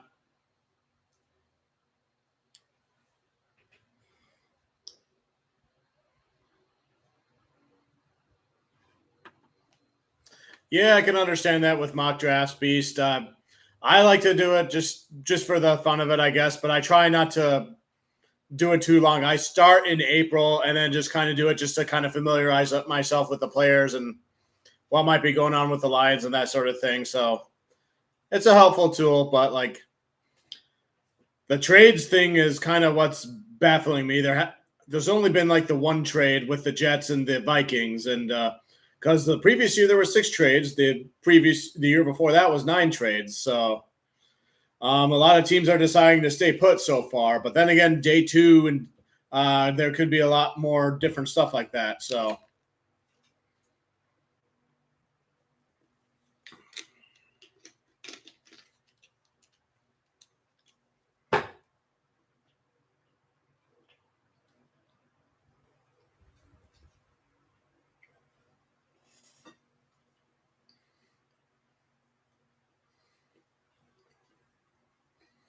Do what you do, Beast. So, thanks for stopping by. Feel free to come back in later if you want. And I'll be live streaming tomorrow, too.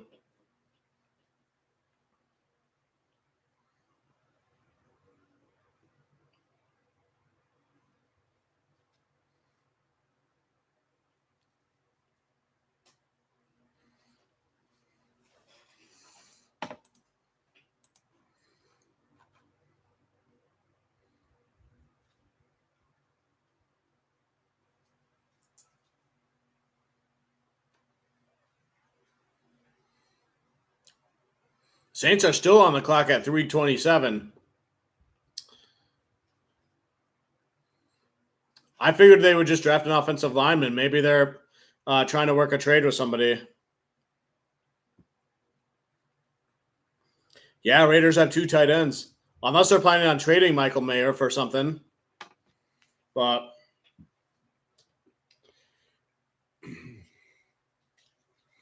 I feel like the Raiders probably just went BPA after like all the quarterbacks went. So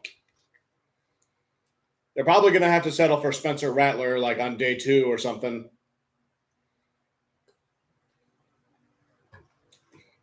Are there any other quarterbacks I'm forgetting about?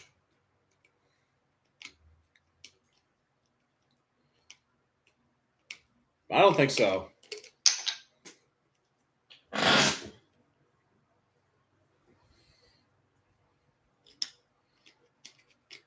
That should have been a bingo pick, like how many quarterbacks were taken in the top 10. Oh, wow.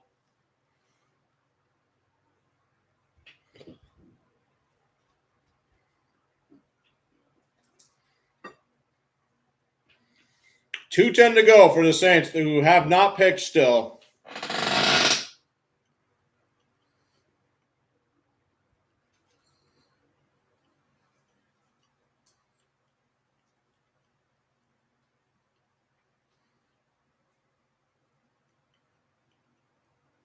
They're showing the draft of the construction of the draft stage in Detroit.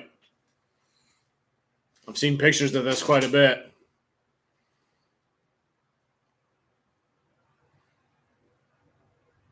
And now the pick is in, finally. Dreams get made here. Aiden Hutchinson poster to the right.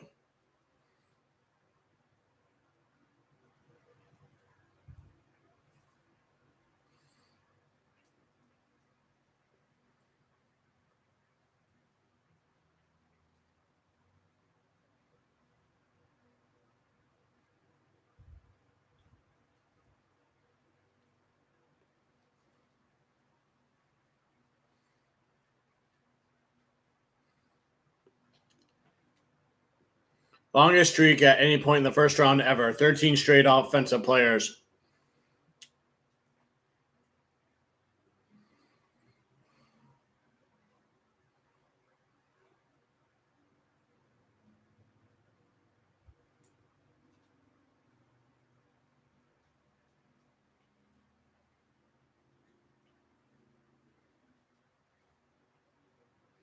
Just listening to Mel Kiper talk.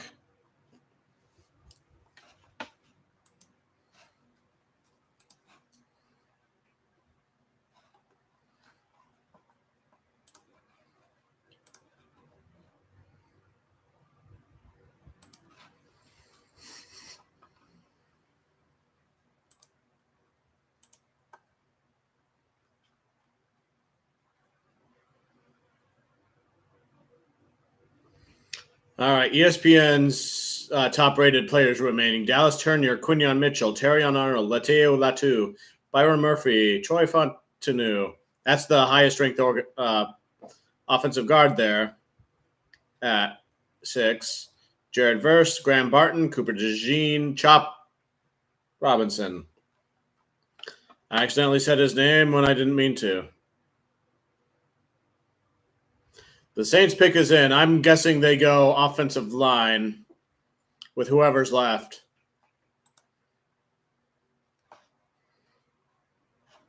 Who did the Saints draft last year in the first round? Brian Brzee? They tend to go with the trenches in the first round from what I remember. And then Chris Olave 2 years ago.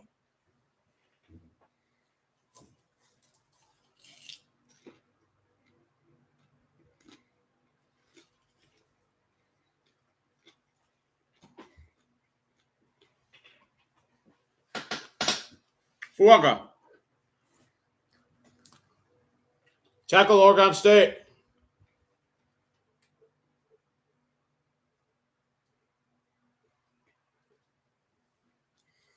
Now the Colts are on the clock with 7 minutes to go, followed by Seattle and Jacksonville. I think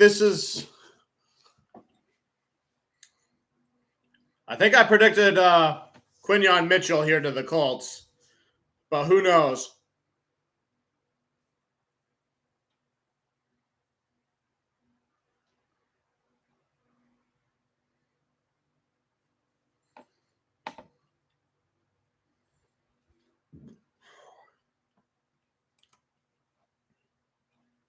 The Saints always seem like a team that's always kind of competitive, but then never really quite make the playoffs, at least anymore. Ever since the band broke up, where Drew Brees retired, Sean Payton went to the Broncos.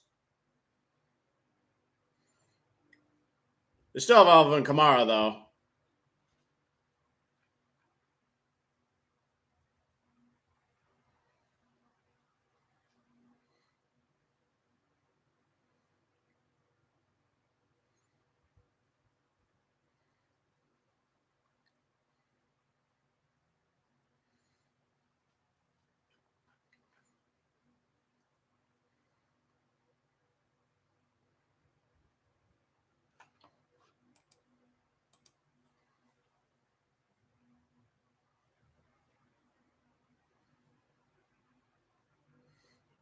Saints are on the clock at 5 minutes, 25 seconds.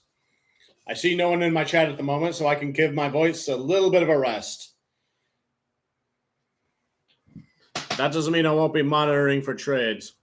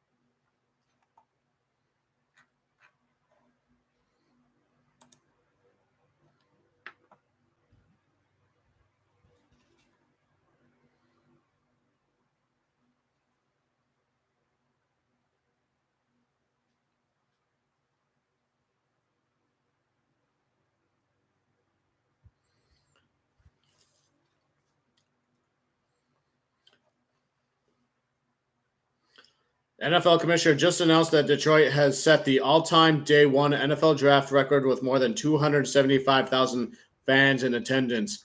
Yeah, now the NFL knows how much Detroit loves football. So, one pride One Pride. Record-setting attendance there. So take note. Detroit is a target audience to keep in mind for like prime time and refs rigging the games in our favor and all that sort of stuff.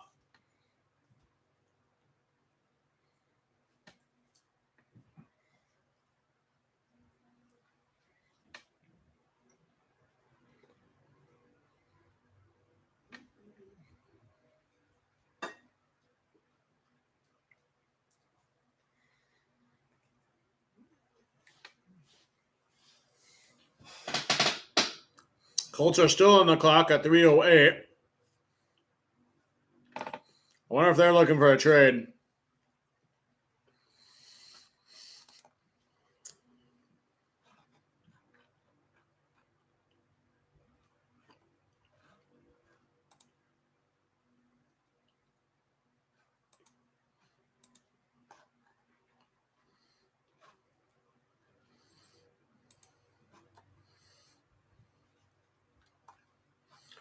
I had heard from sources that Detroit was on the phone with Indianapolis a little while ago. I don't know what came of that, but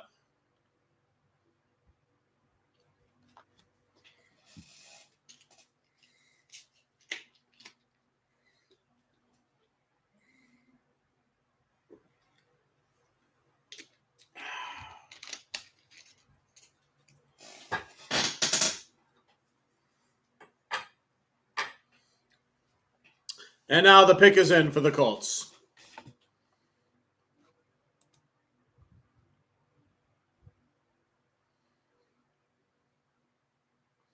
Who does the Colts go with?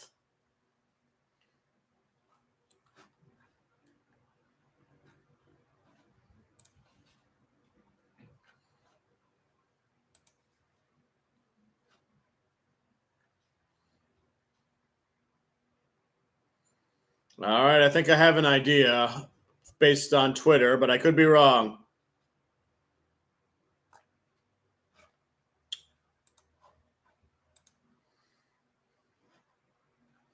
Tom Grassi tweets, no defensive players taken yet. Yeah, I have noticed.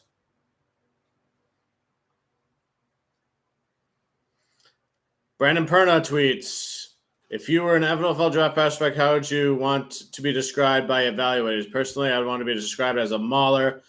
Just once I want somebody to call me a mauler. Oh, this is from 12 hours ago. My current description, quick off the line, but approaches the point of attack with great cowardice. Yeah. I love your humility, self-humility, Perna. Scheffner also tweets it out. There are 275 plus fans in attendance tonight, breaking the all-time day one draft record set in 2018 by Nashville, per the NFL. Yeah. I believe I know who the pick is. And it is a relative surprise to me, but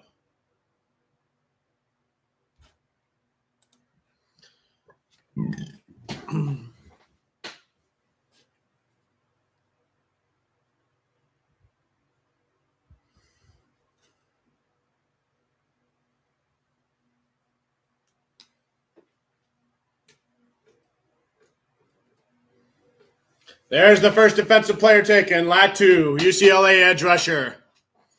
I never would have thought he'd be the first defensive player, but here we are. Good for him, especially over Dallas Turner, too. Interesting developments there. All right, Seattle Seahawks, what do they do? Last year, they surprised everybody by taking a Devon Witherspoon cornerback when everybody was thinking they'd go like defensive line or something like that. So they're kind of the Atlanta Falcons enigma type of situation too. There could be a trade. They do like to draft in the trenches, but they are under a new regime now that Pete Carroll's not the head coach anymore. But I don't know if they still have the same GM. I think they do. I could be wrong, though.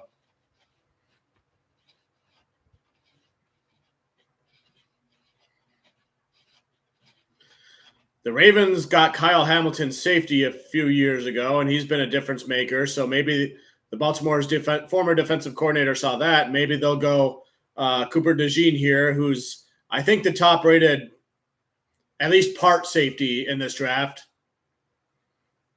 Unless they go with the safety from Minnesota. I don't know who Seattle's met with and all that.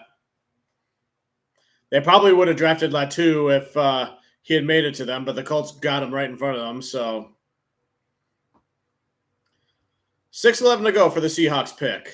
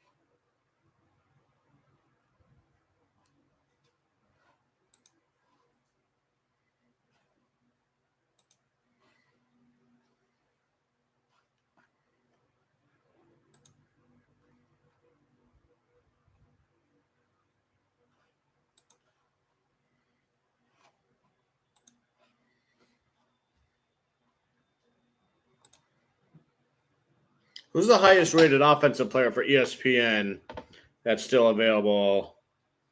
Troy Fatanu, offensive guard from Washington. Interesting. Seahawks still on the clock at 4:50.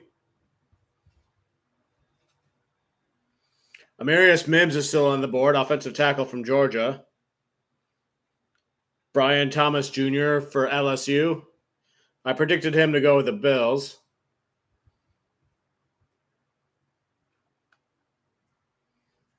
There's Xavier Legette as well, but he's a day 2 projection.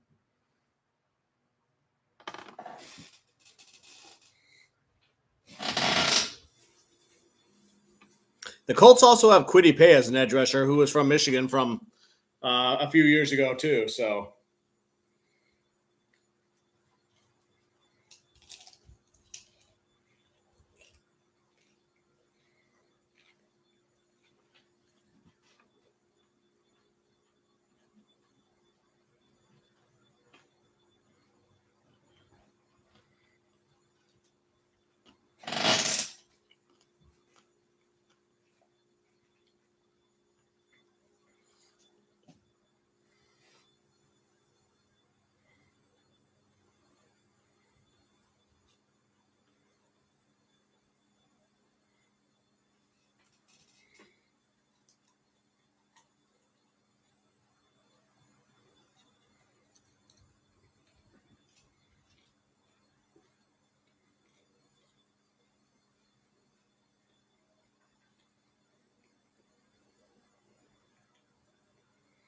still on commercial break. Seattle's still at 3 minutes, 10 seconds to go.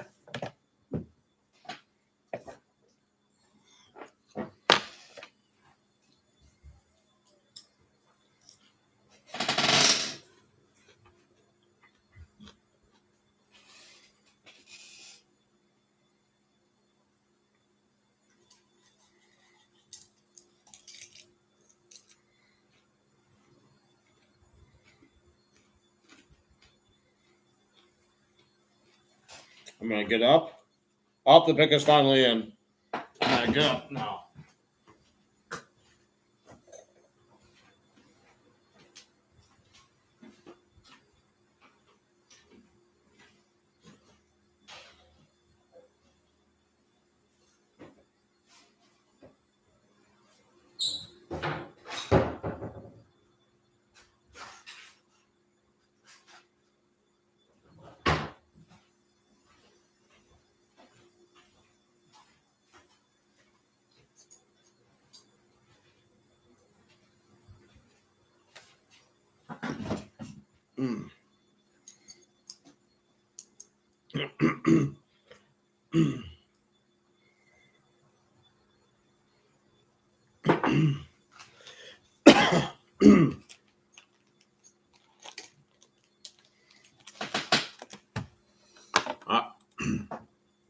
do a quick Twitter check.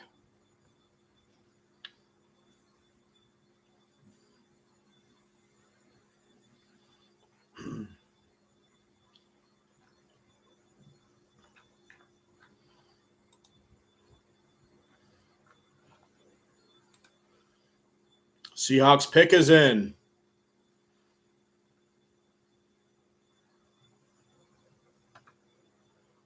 I think I know who they picked.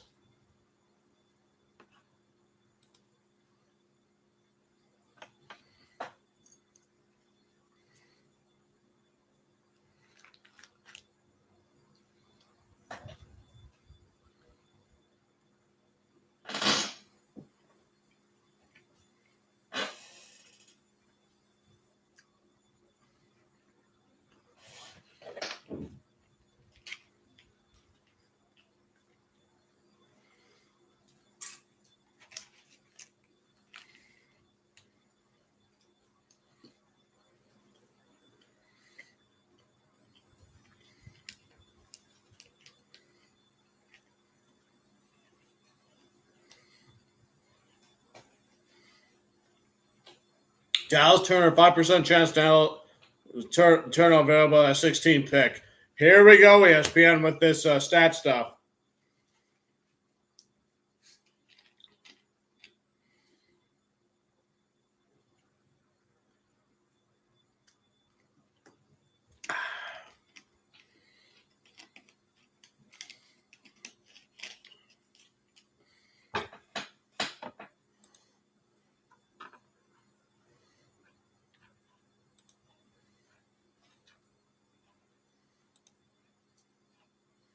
Atlanta is definitely the go home, you're drunk team of the NFL drafts in recent years.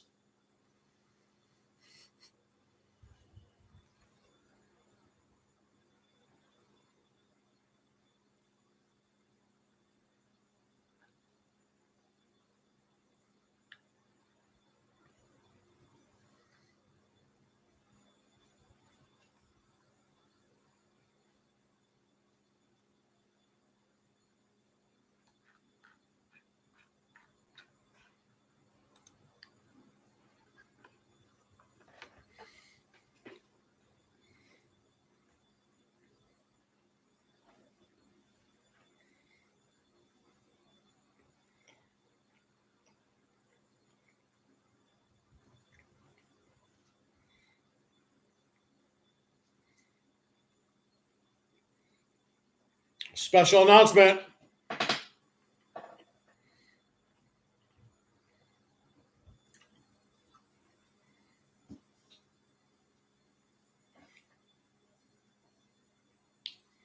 They're going to South Korea Air Force Base or something.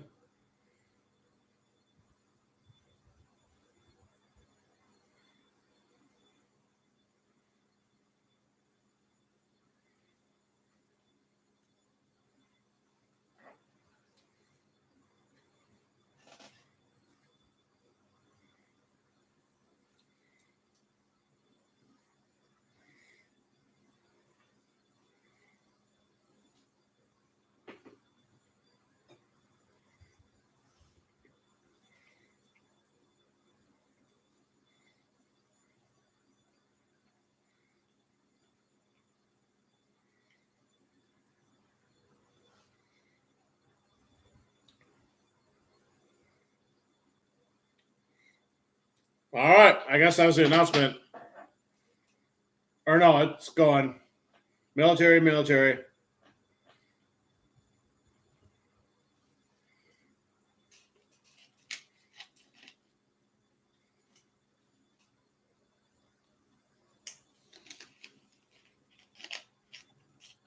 What?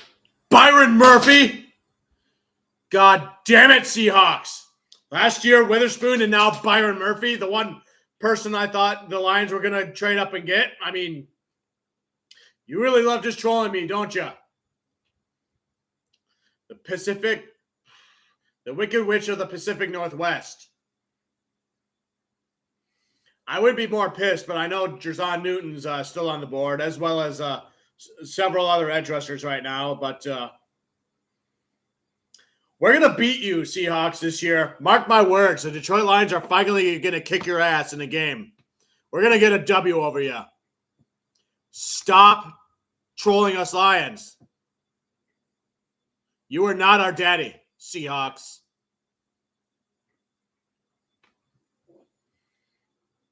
Oh, here we go. Here's a trade. Jacksonville trades to Minnesota. The Vikings are now on the clock. We have a trade. Minnesota moved up from 23 to 17. Interesting.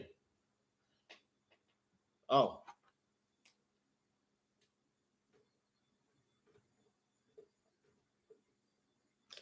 Okay. How am I going to do this? How am I going to do this?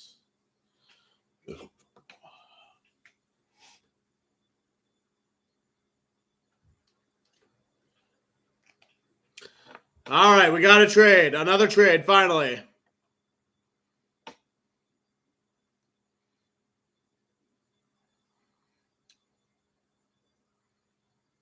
I'm going to stop doing these mock drafts where I try to say what I think is going to happen because I know the Seahawks are just going to try to sabotage me at every chance I get to. Since Brad Holmes, Dan Campbell took over, Seahawks beat them by 50 points. And then they beat them in a shootout without having a punt, which results in the Seahawks narrowly beating out Detroit and Green Bay for a playoff spot. And then they draft Devon Witherspoon right in front of the Lions, thanks to freaking Baker Mayfield being on the Rams, beating the Broncos, and they had each other's picks. And then the Seahawks beat us in overtime and killed the buzz for beating the Chiefs. Vikings pick is in, by the way. They traded up from 23 to what? 17? Yeah, their second trade of the night.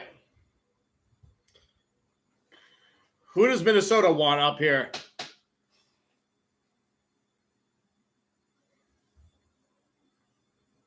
Probably a defensive player. Dallas Turner. Dang.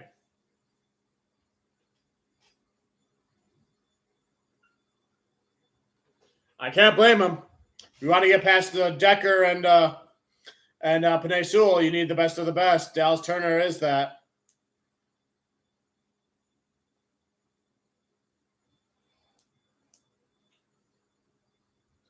But we're at pick 18 now. Cincinnati is there. And this was the spot I had Detroit trading with Jacksonville to go up and get the player, but neither one of those things happened. I could use a smoke right about now. No, I don't smoke. I'm just kidding.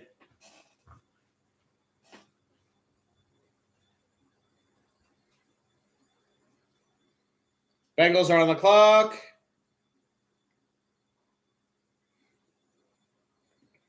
Six minutes to go.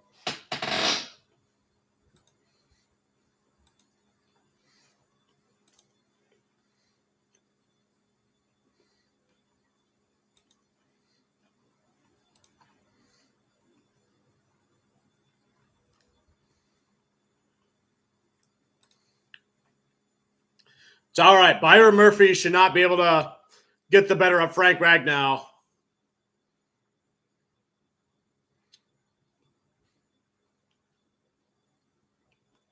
No trades yet.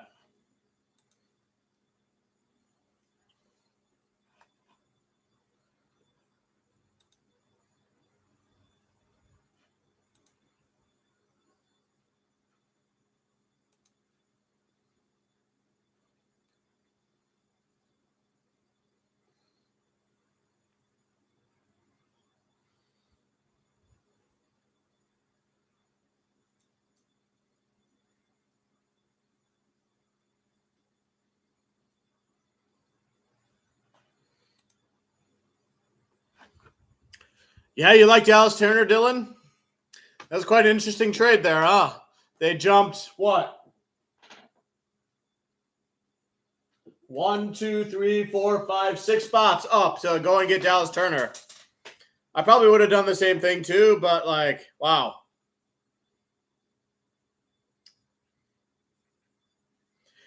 I kind of figured they might try to go edge because they needed to replace what was his name? Hunter, who left and got that deal with the Texans. So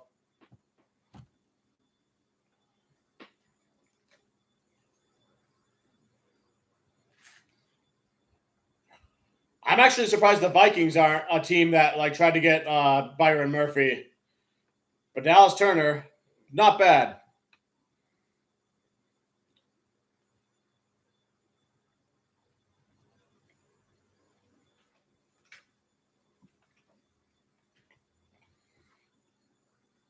I don't know if you saw, but I got a little heated earlier that the Seahawks drafted Byron Murphy. That was the player I thought the Lions were going to trade up and go get, and then the Seahawks are the team that I hate the most, and they wound up getting him, but there's still Jerzon Newton, and there's still other edge rushers on the board, so I'm not that upset about it. At least not as much as I was last year when they drafted Devon Witherspoon right in front of the Lions, so...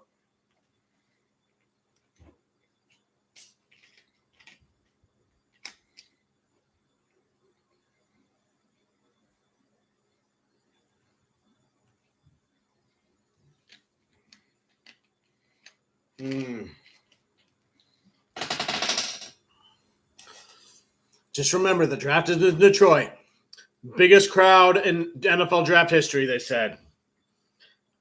I'm trying to will myself back into a good mood here.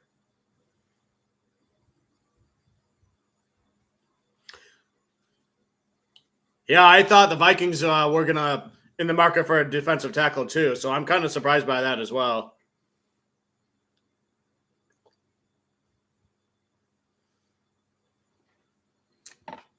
Any trades?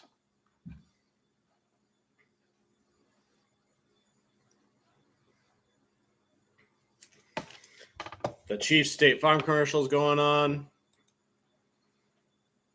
I really want the Lions to beat the Seahawks because we're due. She Got Sports just tweeted, it's funny how every other team realized they needed a quarterback except the Giants, because she's a Giants fan, so.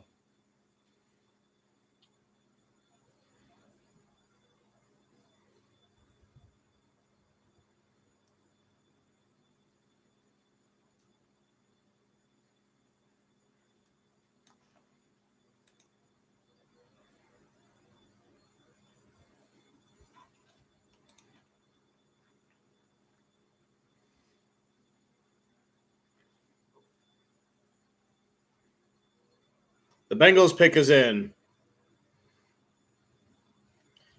Bengals, I think, also need defensive tackle. They'll probably get Jerzon Newton here. And then the two best defensive tackles projected in the first round will be gone at that point.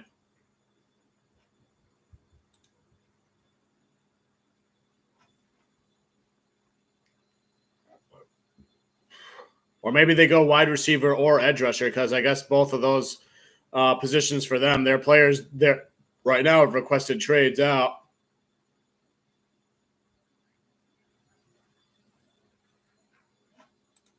Okay, Twitter kind of gave me a hint at who they are probably going to get, so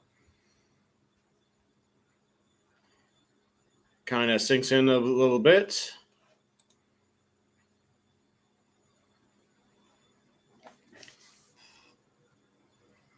No trade. Wait. No trades.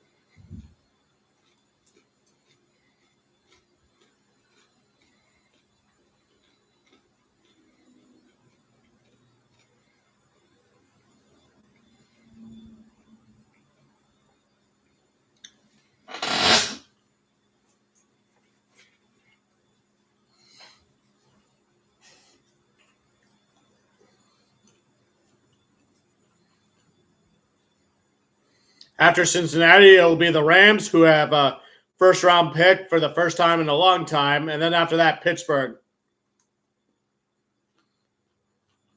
Pittsburgh, my guess, probably another offensive lineman.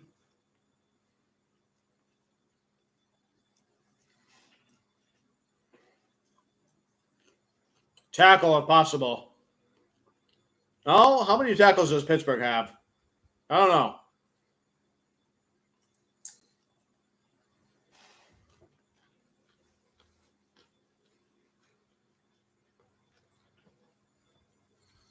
Could the Lions trade up to the Rams pick at 19?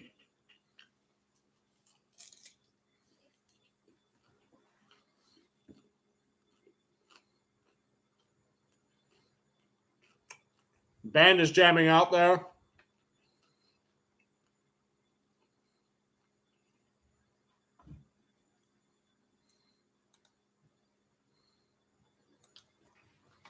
I think I know who this is. 18th pick. Bengals. Mims.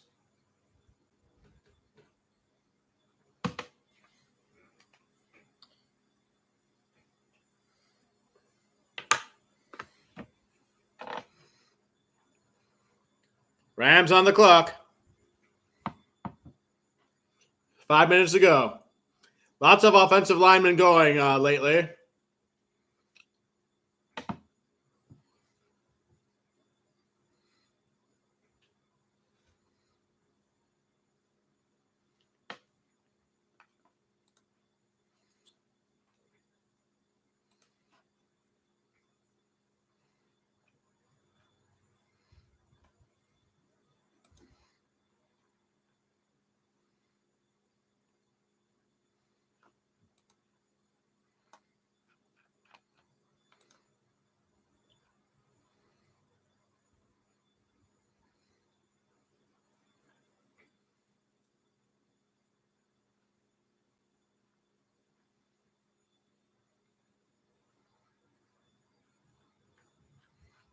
Rams still on the clock. No sign of any trades.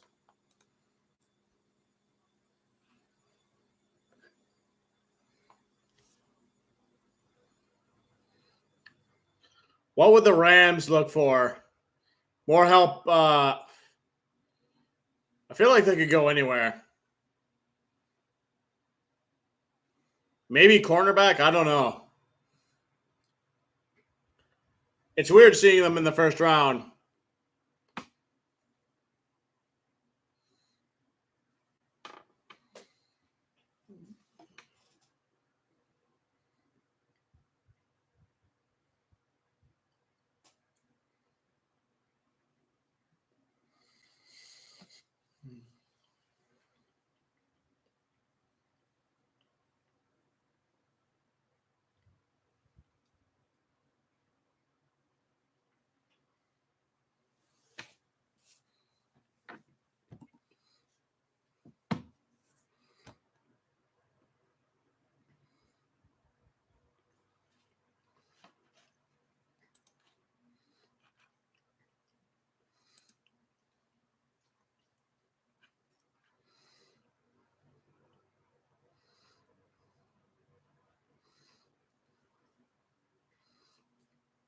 Perna tweets, it feels so good to have a QB that an offensive-minded head coach wanted.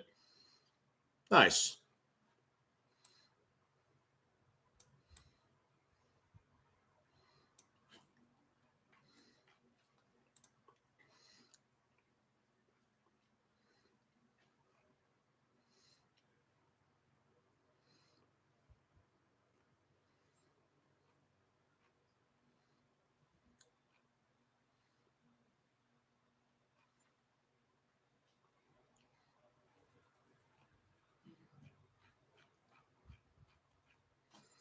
Nothing.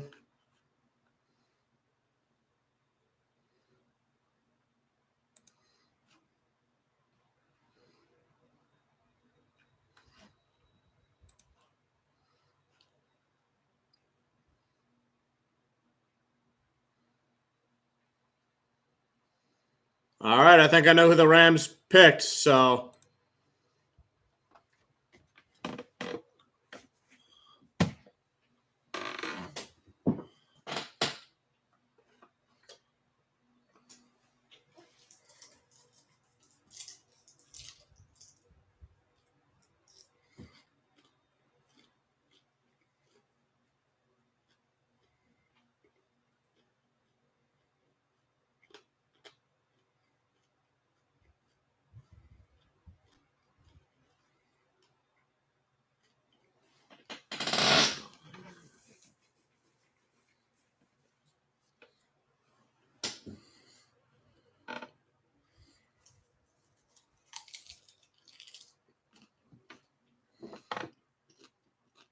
pick is in for the Rams.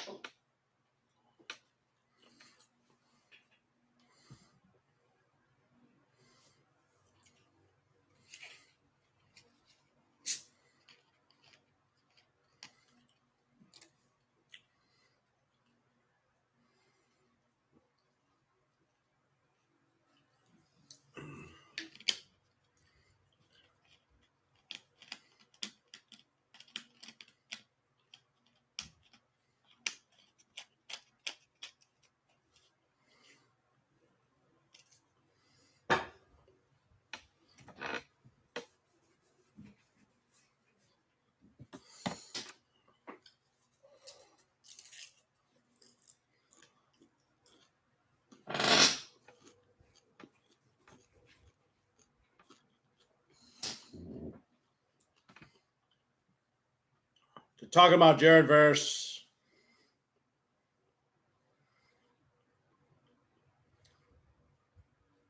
There's like rock and roll music going on, and there's like flames shooting out of pipes above the stadium.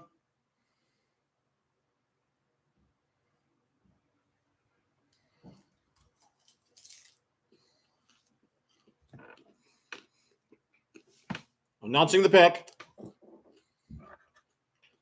Rams select Jared Verse.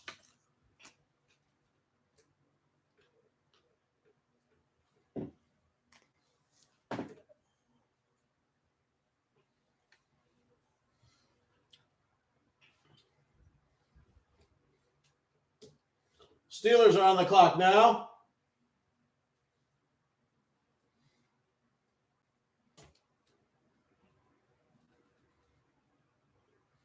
That can't be right.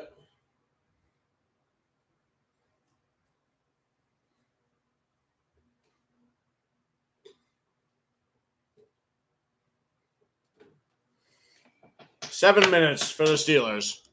It always seems like they're picking at pick 20, it seems like. But who would the Steelers want? And they did start to trade and stuff like that. The Steelers they traded last year with the Patriots. I'm not sure if they'll do that again here now.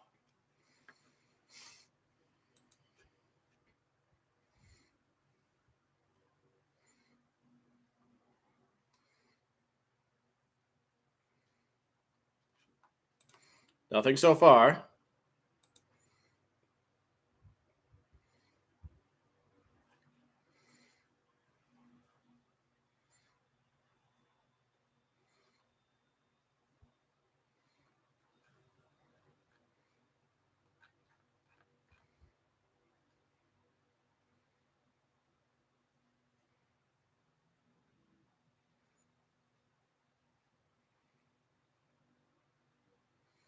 Pittsburgh at 5:50 to go, followed by Miami, then followed by Philadelphia. I believe all the cornerbacks are still on the board.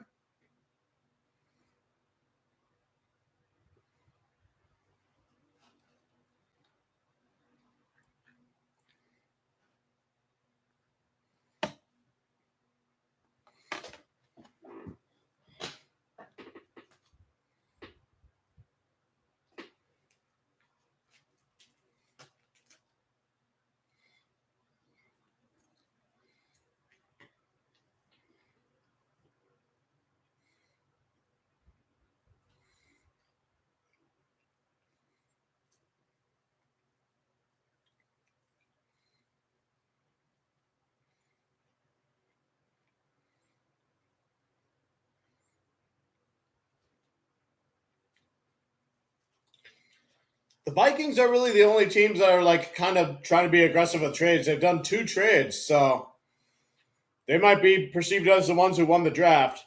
Either that or the Bears, because Bears did 2 pretty good picks. Steelers pick is in.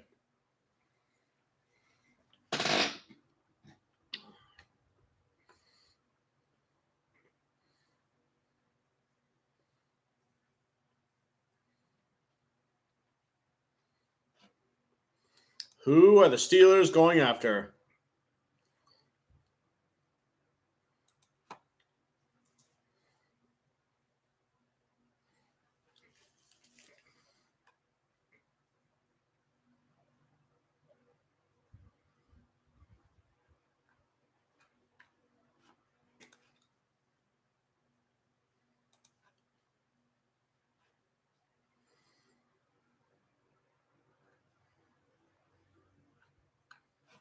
Twitter says nothing.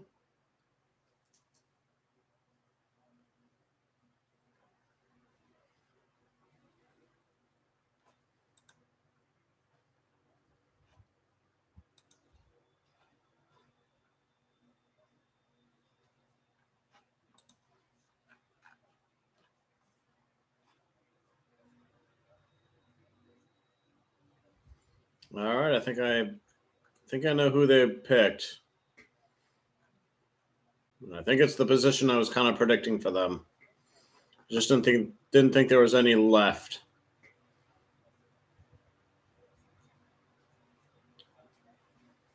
Still a fair amount of wide receivers left in the draft too, like Brian Thomas Jr., Adonai Mitchell.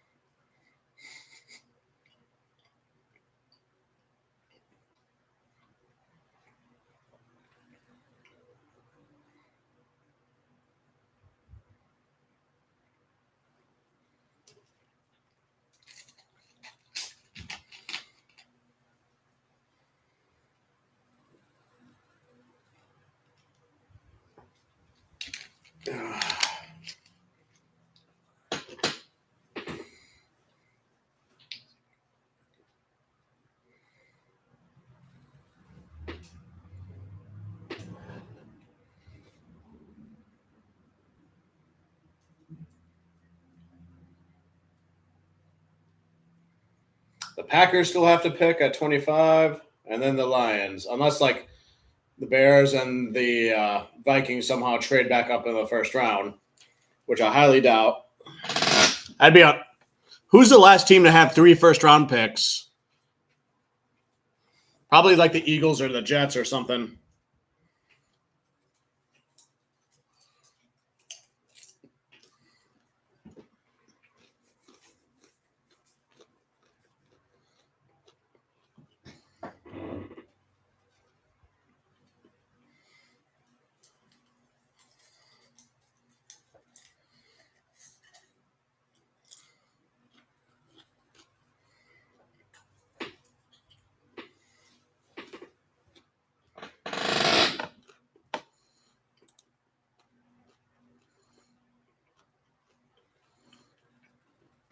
Talking about Pittsburgh, how they have both Russell Wilson and Justin Fields, yet they have Arthur Smith as the offensive coordinator. So take that for what it's worth.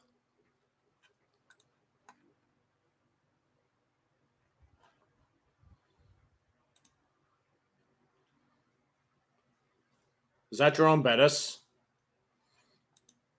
Oops.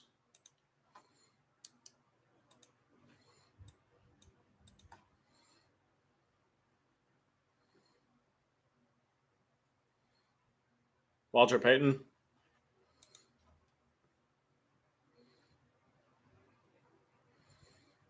The recipient of the Man of the Year award.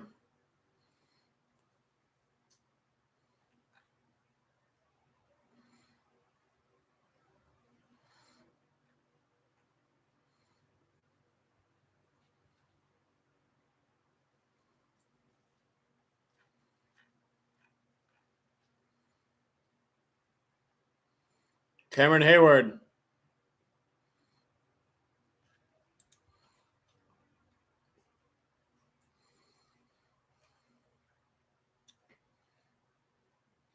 That was a premature jingle. Or late, whatever you want to say.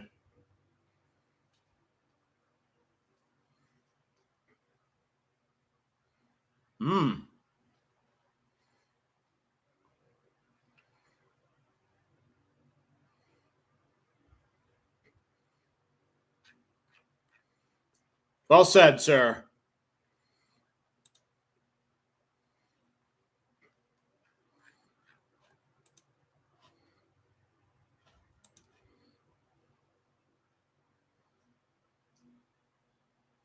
Troy Fatanu, yep.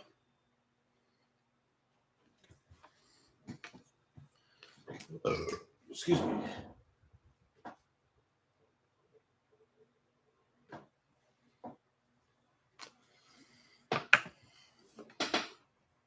I accidentally closed out of my Twitter tab, so I gotta get back going again.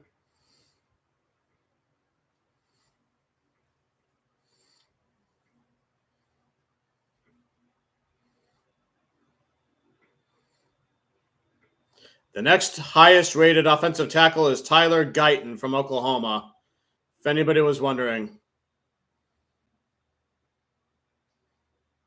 There's also Xavier Legette, Adonai Mitchell, Brian Thomas Jr. Oh, yeah, it's Miami's turn. They're on the clock, 3:07 to go.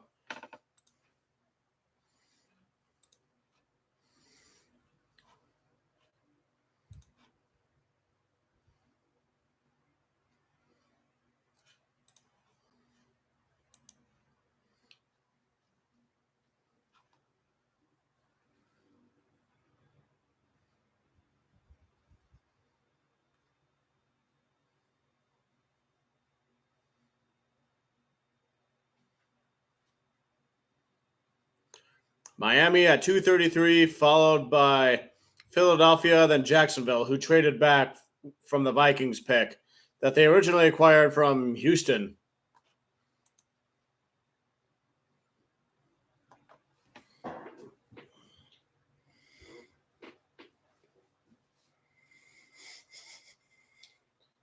Hopefully the Dolphins don't get Jer'Zhan Newton.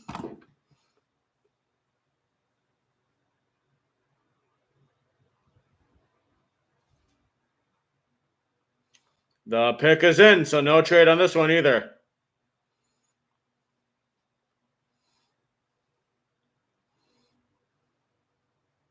And we go to commercial break while the pick is in. I feel like the Dolphins would go defense because their offense has been pretty much all set. They got good wide receivers. They got good running back. They have a quarterback that they like. Did Tua Tagovailoa get a contract extension? I can't remember.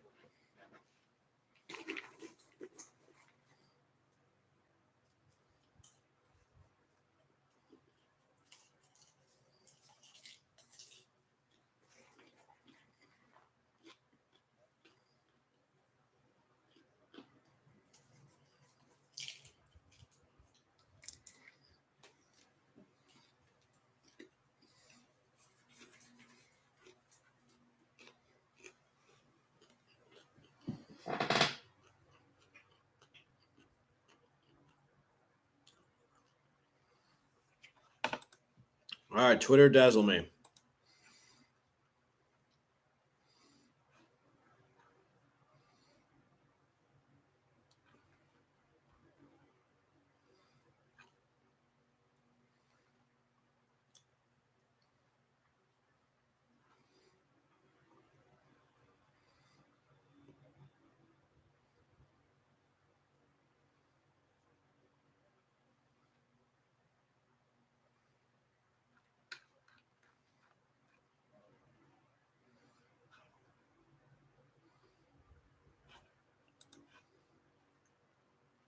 Nothing's changed since we went to commercial break.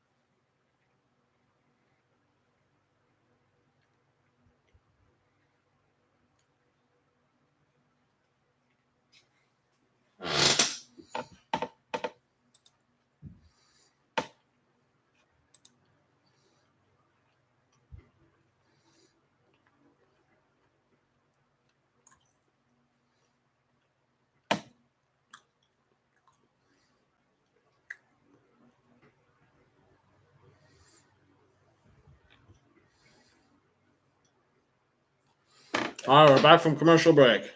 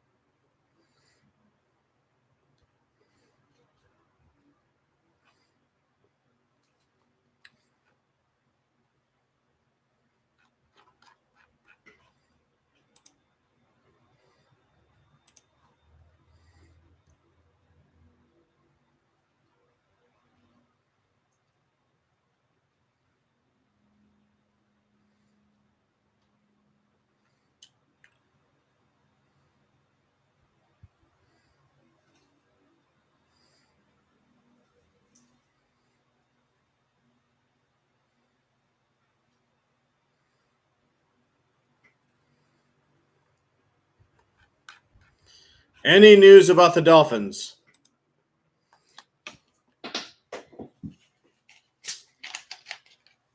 I haven't seen any news about. I have no idea who the Dolphins pick here.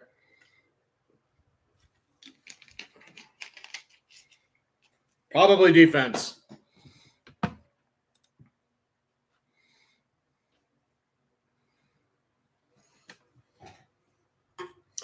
The Miami Dolphins select Chop Robinson. Chop, chop, choppity chop.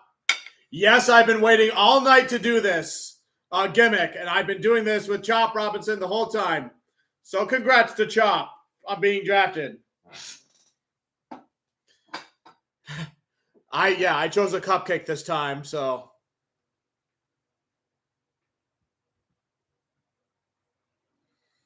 All right. And I'm running Chop for you. I don't care. Eagles are on the clock. 4:05 to go, followed by Jacksonville, then Dallas.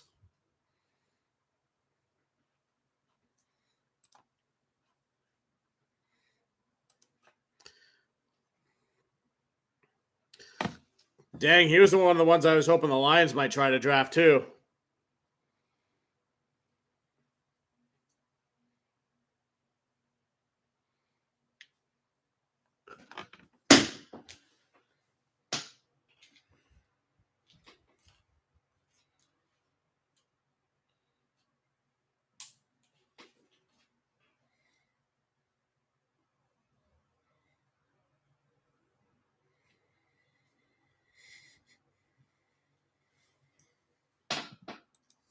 Chop, chop, choppity chop.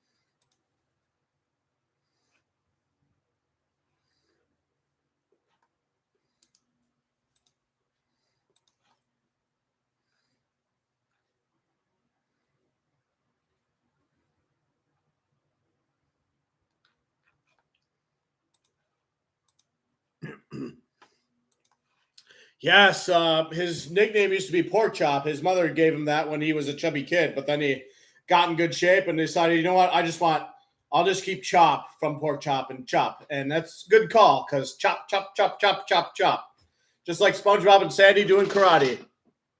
2 minutes to go for Philadelphia's decision on their pick.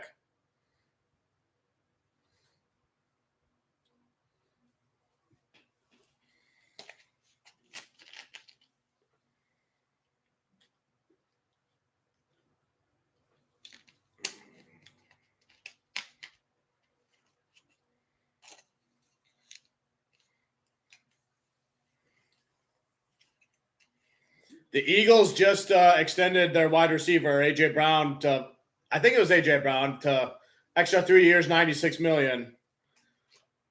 This extended Devonta Smith a little while ago too, like a few days ago.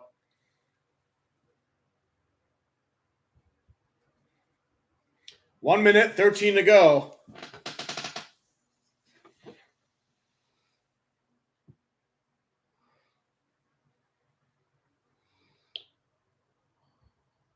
One minute to go for Philadelphia. They must be on the phone with someone. I have my suspicions, but I don't want to reveal them just yet. Nope, the pick is in at 50 seconds. Excuse me. Sorry. Excuse me. I'm kind of surprised Chop Robinson went before any of the top cornerbacks.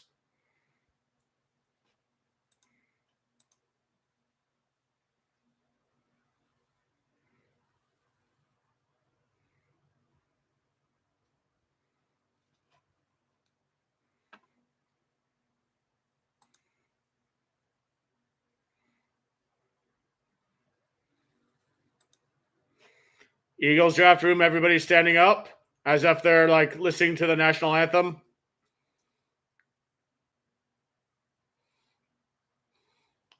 They're calling whoever they drafted.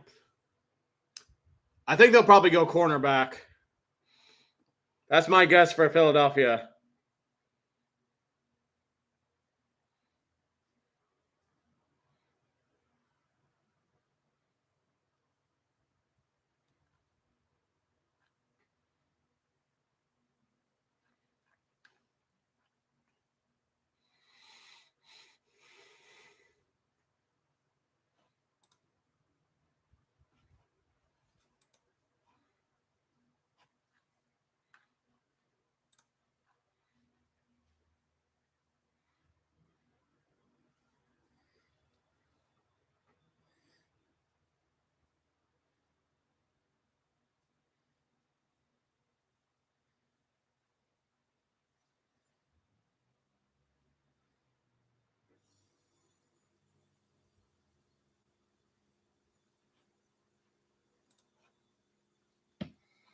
Let's review ESPN's top board here at this point. Quinyon Mitchell, then Terrion Arnold, then Graham Barton, then Cooper DeJean, then Dejon Newton, then Brian Thomas Jr., then Nate Wiggins, then Kool-Aid McKinstry, then Xavier Legette, then Adonai Mitchell, then Darius Robertson, then Ladd McConkey, then Tyler Guyton, then Xavier Worthy, then Ricky Pearsall, then Ernest Eggshaw Jr., then Keon Coleman. Oh, I thought he was coming out.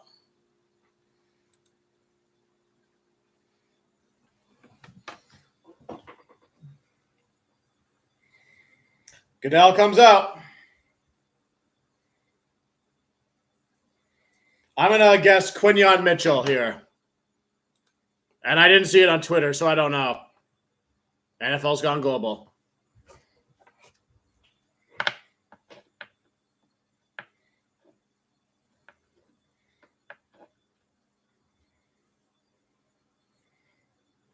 Oh, yeah, I heard about this announcement. Eagles and Packers in Brazil.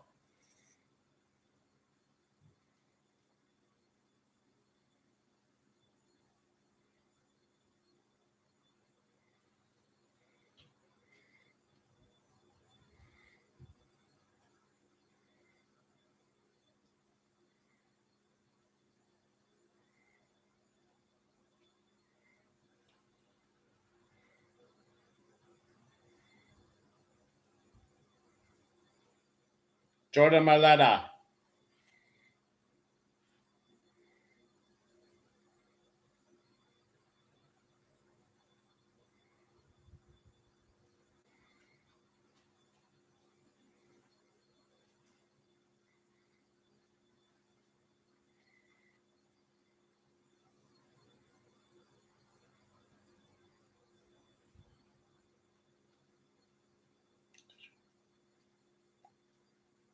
Always announcing it from that place. Oh, that is so cool. He announced it from where he was at, outside of the U.S. And the Eagles select Quinyon Mitchell, quarterback from Toledo.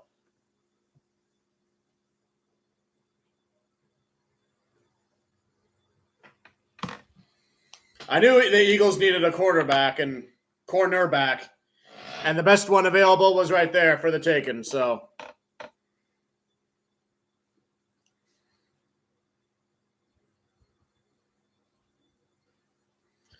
Jaguars are on the clock now after they traded down with the Vikings. And this was Houston's original pick, I believe, followed by Dallas and then Green Bay.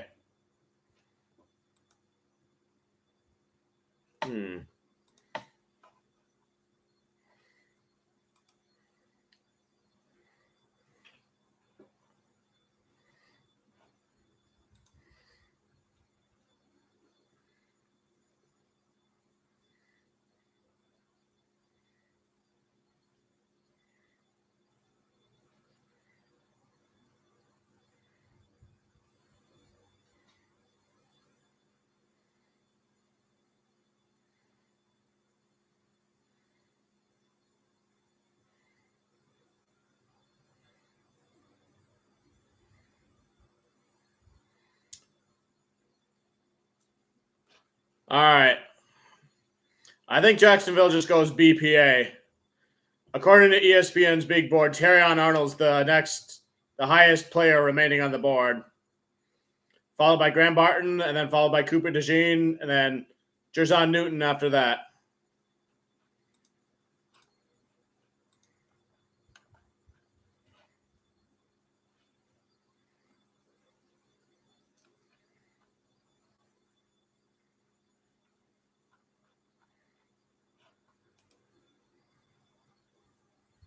$3,545 to go for the Jaguars.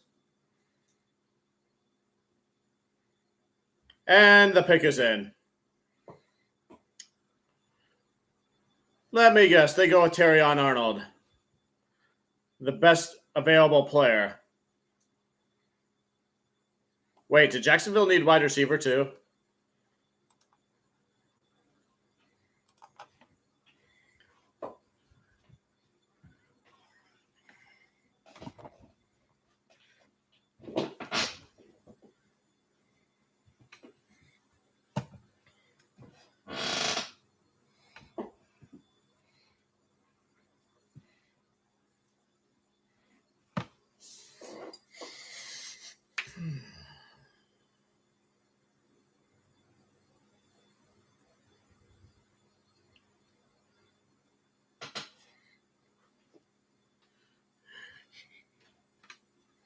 Guess we'll never know.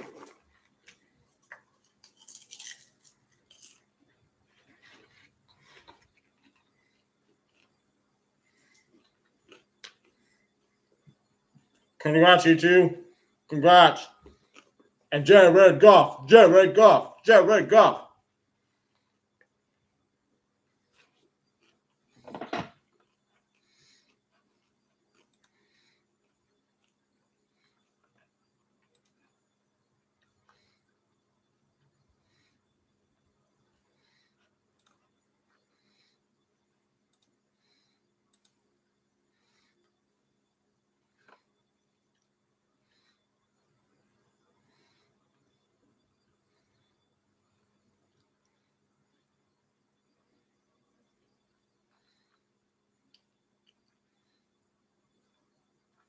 All right, I think I know who this pick is for Jacksonville.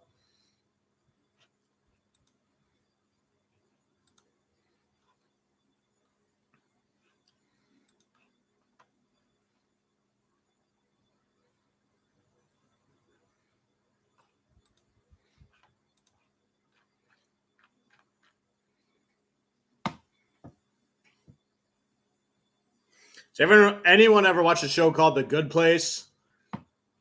One of the main characters is like a huge Jacksonville Jaguars fanatic. I have a little bit of nostalgia for that show when I binge watched it on Netflix. Which would have been, what, 2 years ago?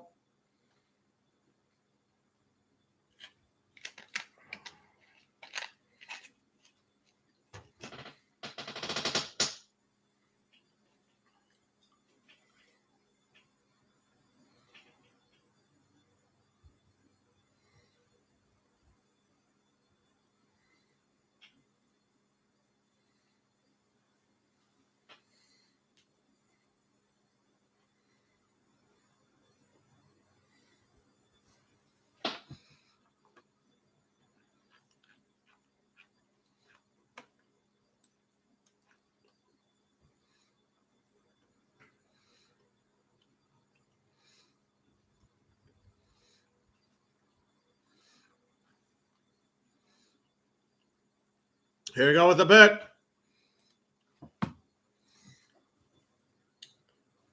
Jaguars. Brian Thomas Jr.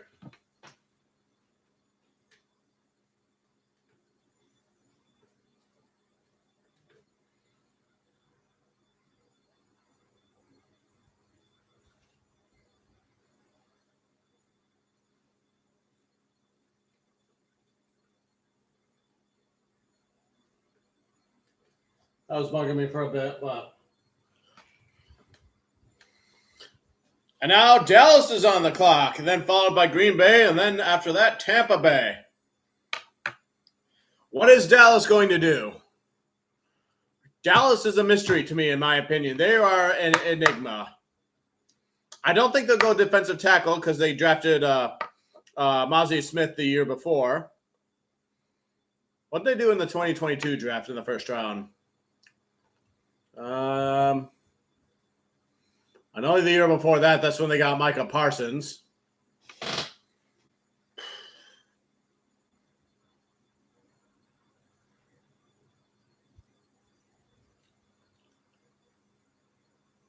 I don't know.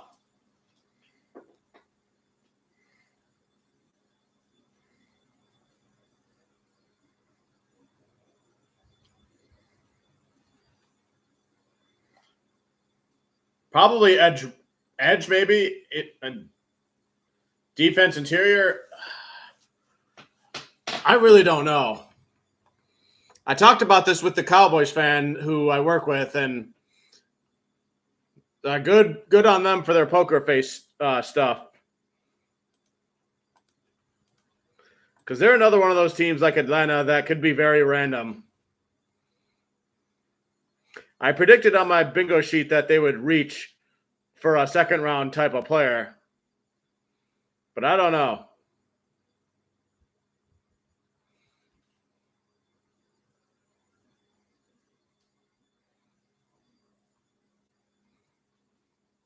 Do they trade out of this pick? We've hardly seen any trade outs tonight. It's just Minnesota bouncing around with the Jets and the Jaguars.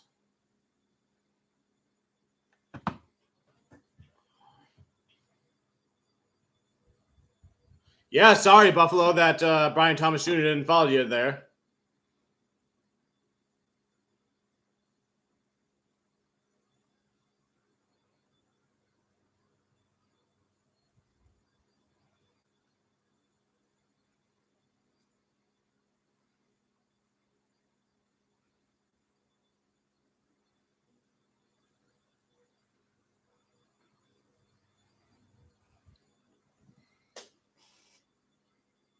Why are they booing?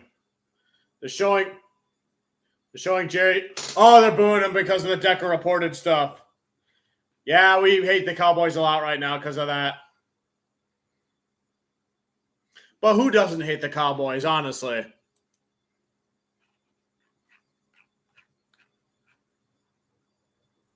Commercial break. Cowboys 2:57 to go still.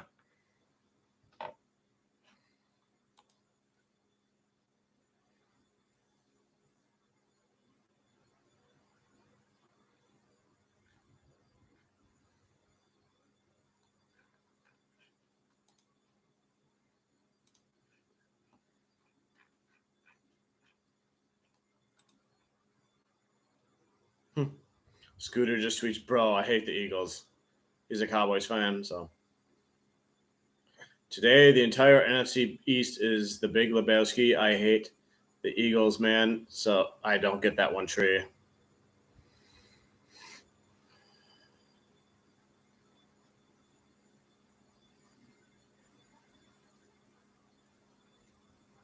I just got the notification. WTF from Tom Grassi. Falcons draft Michael Penix. Less than 2 minutes to go for the Cowboys.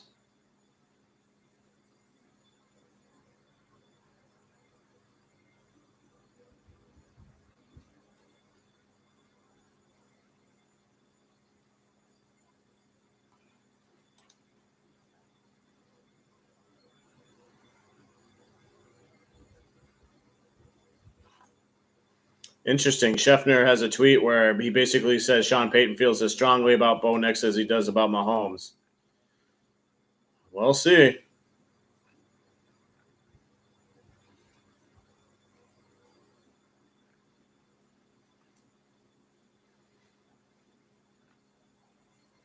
$1:13 to go, and the Cowboys have not picked yet. Are they trying to trade out?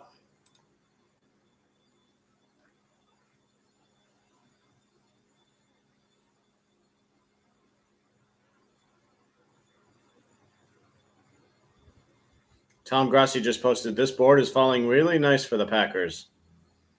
Yeah. 47 seconds to go for Dallas. Wow. Are they going to forfeit this pick? What you going to do, Jerry Jones?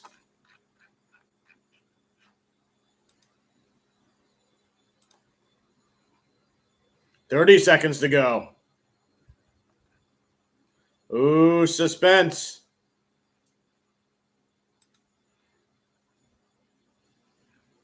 What's going to happen? Oh, the pick is in. The pick is finally in.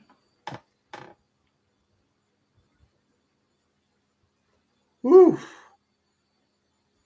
Wait.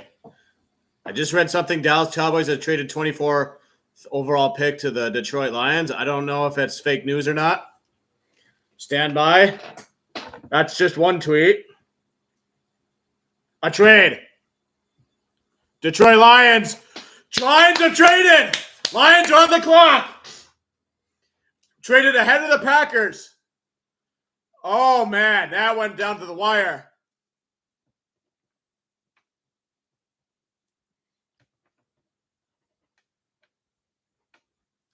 Graham Barton. Blah, blah, blah. Who are the Lions going to get here? They traded right in front of the Packers at this spot. Oh, Tom Grassi. What you thinking?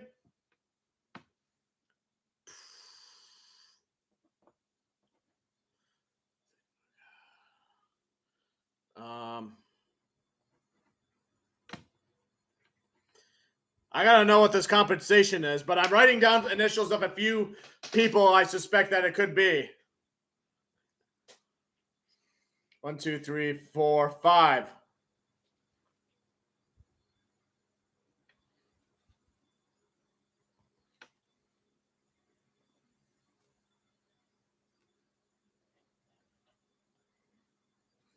Things are starting to live up now. What are the Detroit Lions going to do?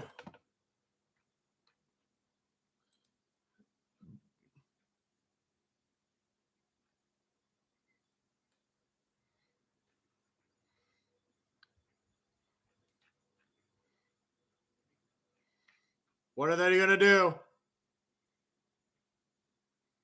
The pick is in. The Lions do trade up in the draft up to 24.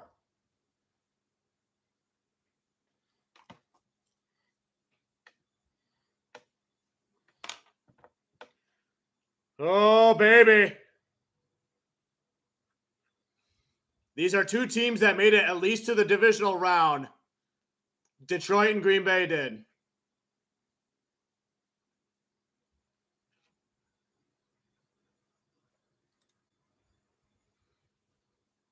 The fans are going nuts at Ford Field.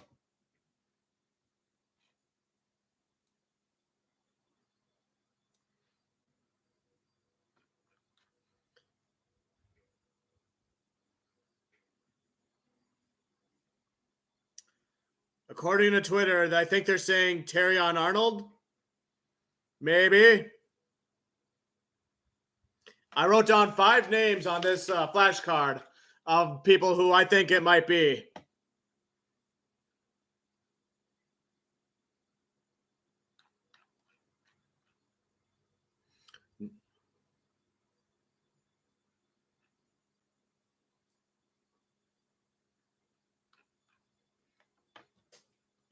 Very interesting. I wonder what the Lions gave up to the Cowboys.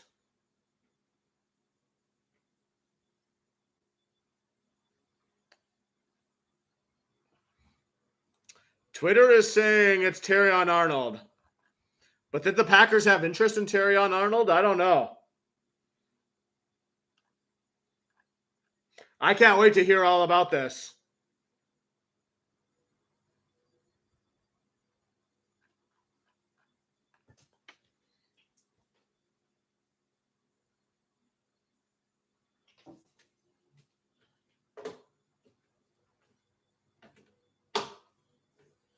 Woo! This was worth the patience.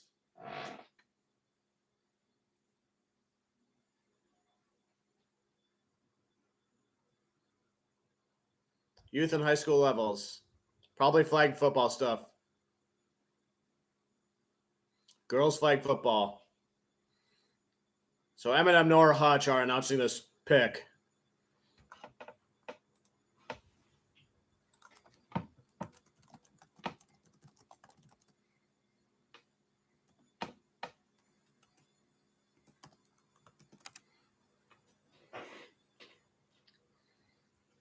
You really want to drag this out, don't you, Roger Goodell?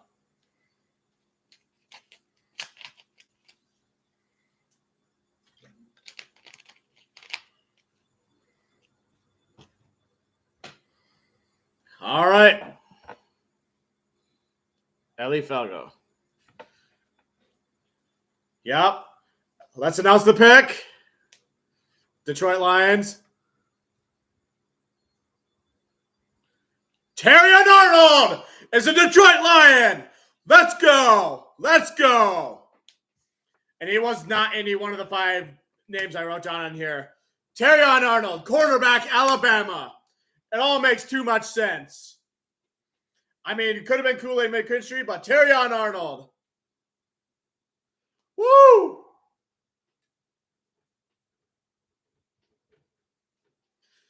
We needed a cornerback really badly, and we got one. And from Alabama, this should be really good.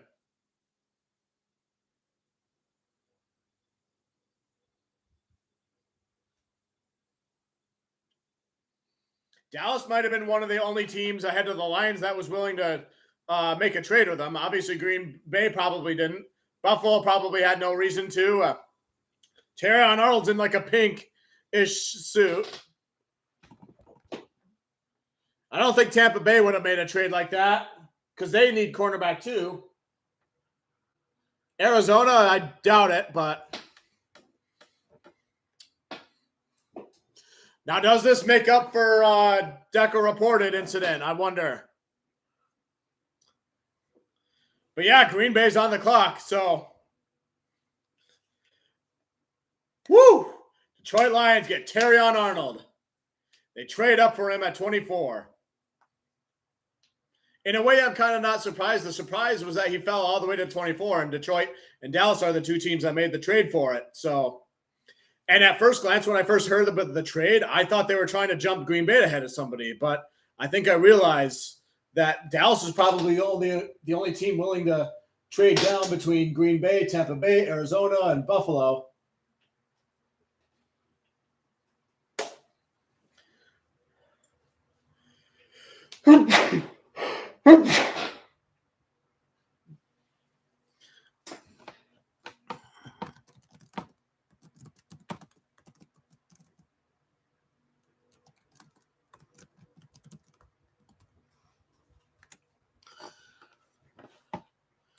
Woo, baby. Terrion Arnold.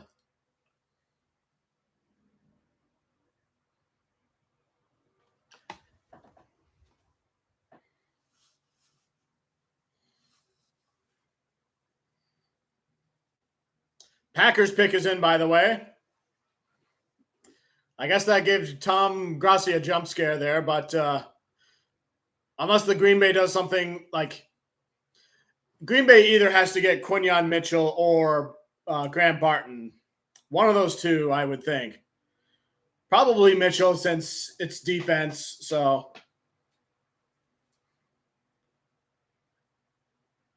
what did the Lions give up in this trade? That's what I want to find out.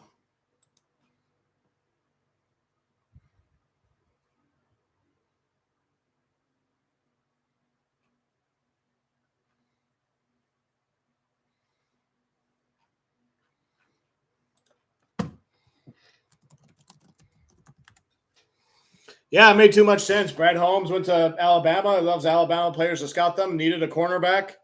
Everybody thought Kool-Aid McKinstry, but there was also Terrion Arnold there too.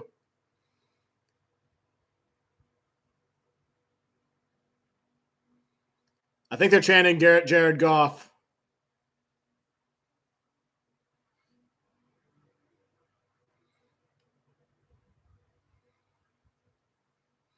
If anybody knows the trade compensation, let me know.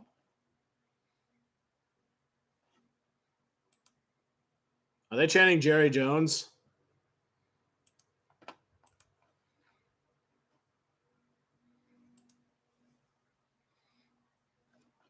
A big personality? That should be fun.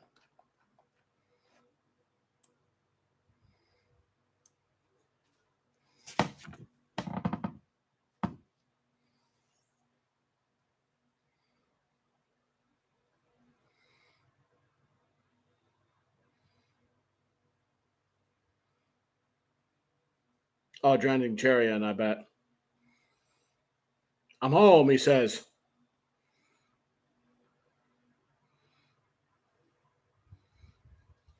A picture of himself as a kid. Better person off the field.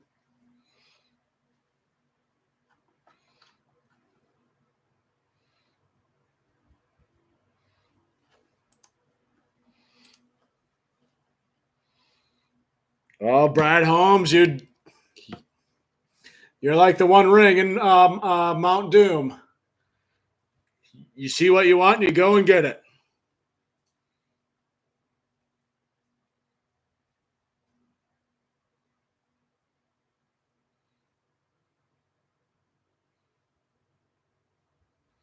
Commercial break. The pick is in. Which one do they draft?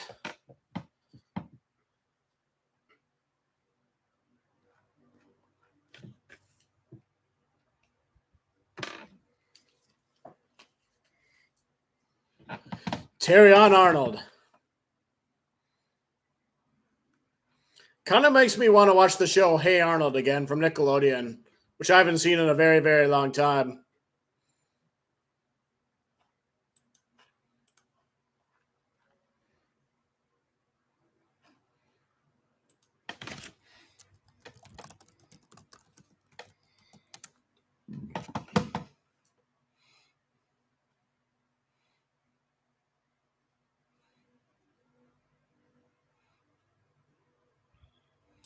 I'm Googling the trade compensation. I want to know who the Packers drafted, and I want to know what the Lions trade compensation is all at the same time.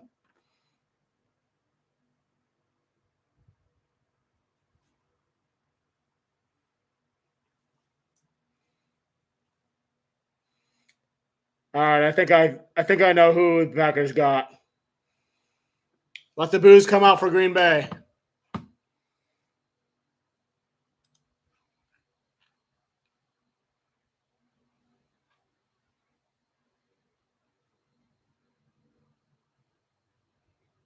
Yeah, next year's draft. We get it. Boo, boo. Jordan Morgan tackle Arizona. I did not see that one coming. The cheesehead Packers fan is shocked. Morgan.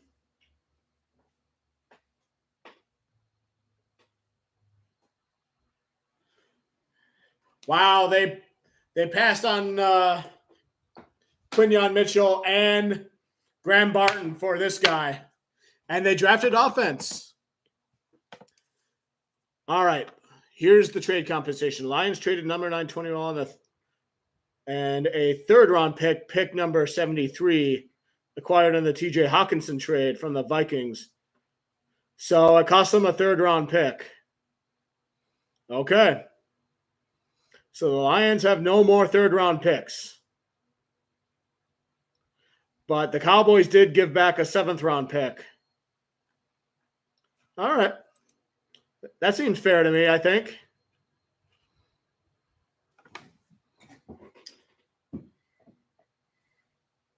Buccaneers pick is in, by the way.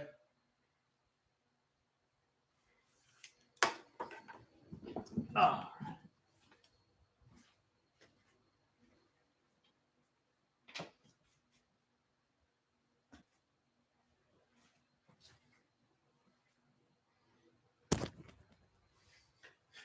So the Lions gave up both of their third round picks in order to help get them two new good cornerbacks. One that was from the Tampa Bay Bucks previously, and then Terrion Arnold.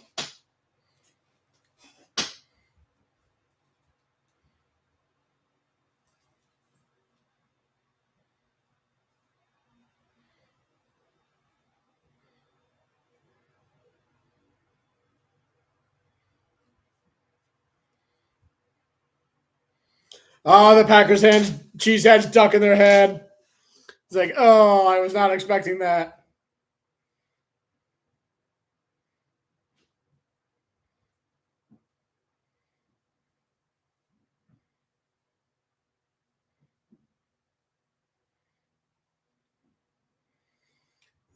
Terrion Arnold.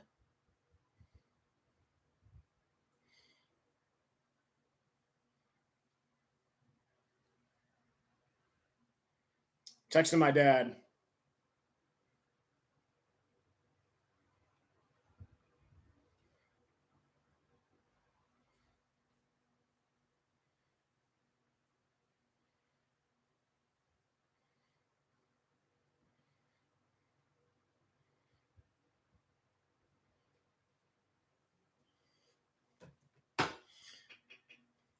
Commercial break. All right, I'm very curious to see Tom Grossi's reaction to this draft pick.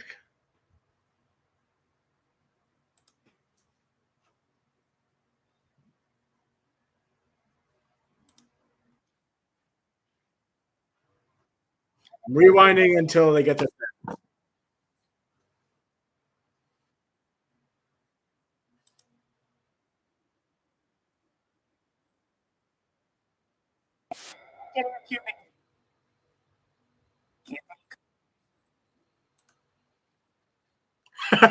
Just as I knew he would.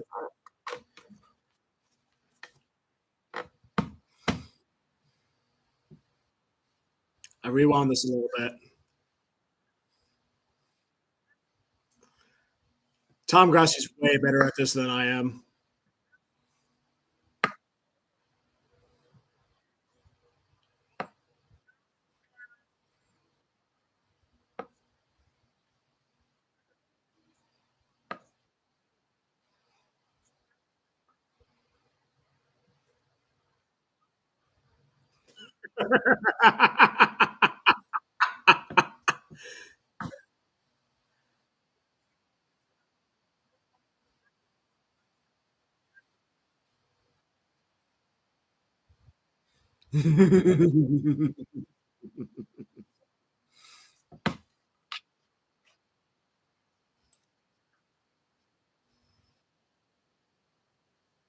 Beast, I see her. I'm watching it right now, like right before the pick starts.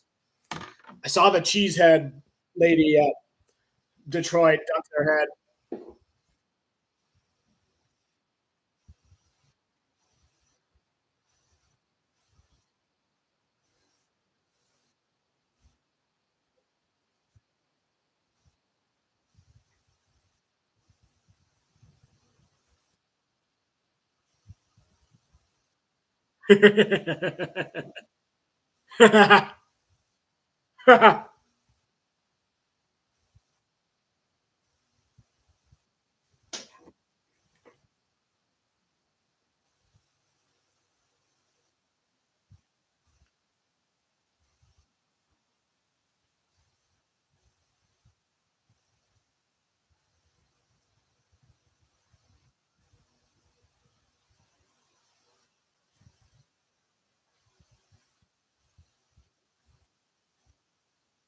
Buccaneers probably went cornerback. That's why the Lions probably traded up.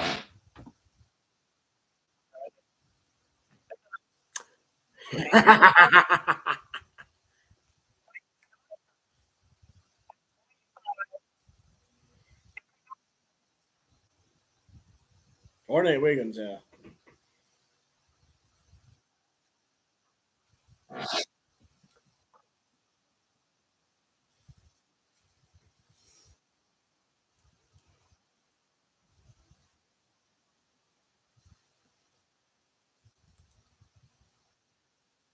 I'll read your follow ups East in a minute.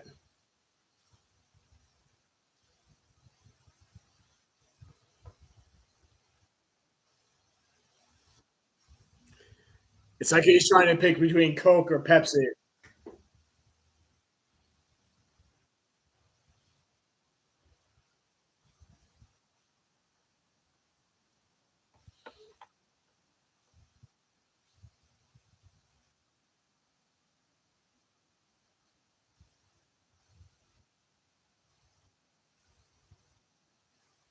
Bucks get Grand Barton.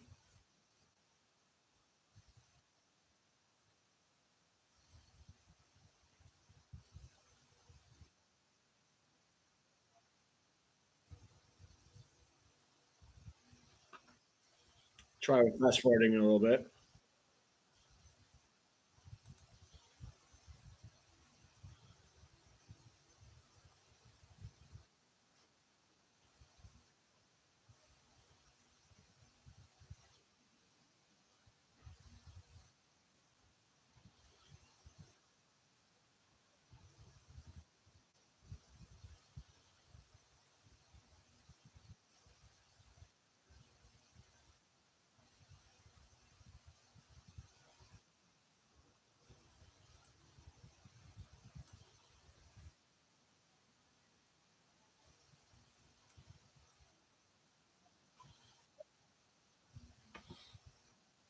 Cardinals pick is in.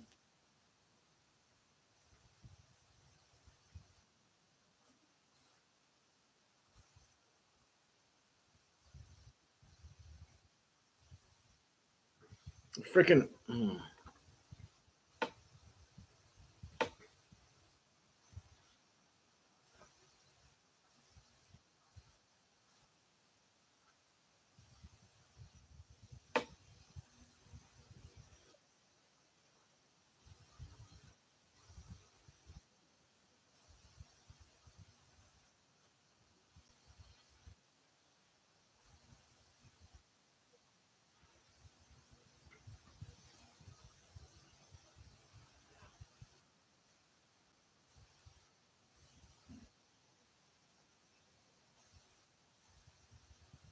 Darius Robinson to the Cardinals.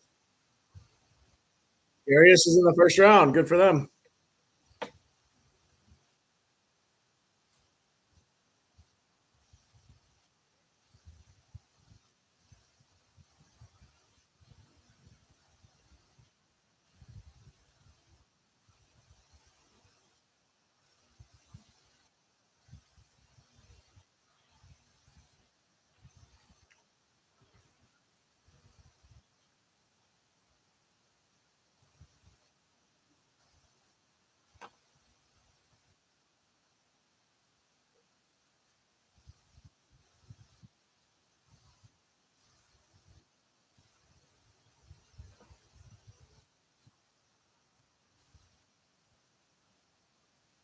I really want too much. After I fast forwarded.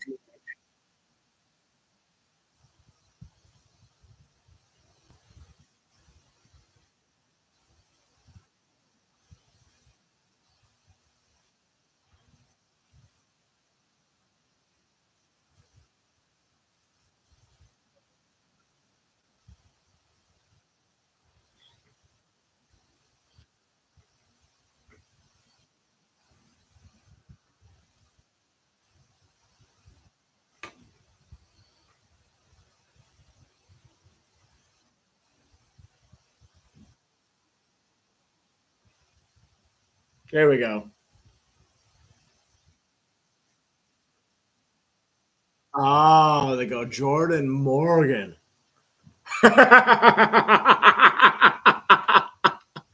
It just freezes right. Yes, they were, Tom. Laughing at the Packers. Yeah.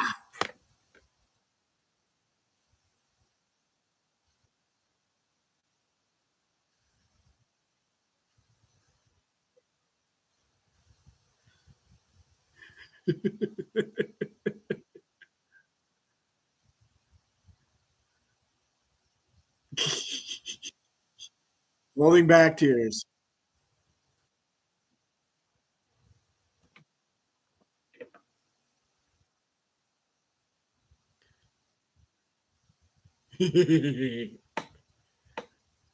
I know I get a sick kick out of this, but it is what it is.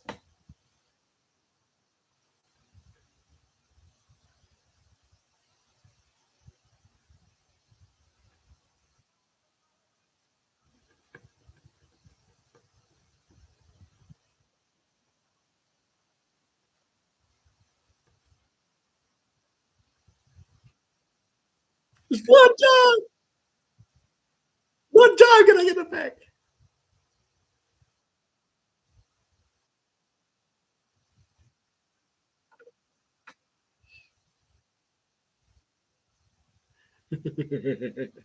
Buffalo's 1 minute away. Oh, trade. Buffalo traded.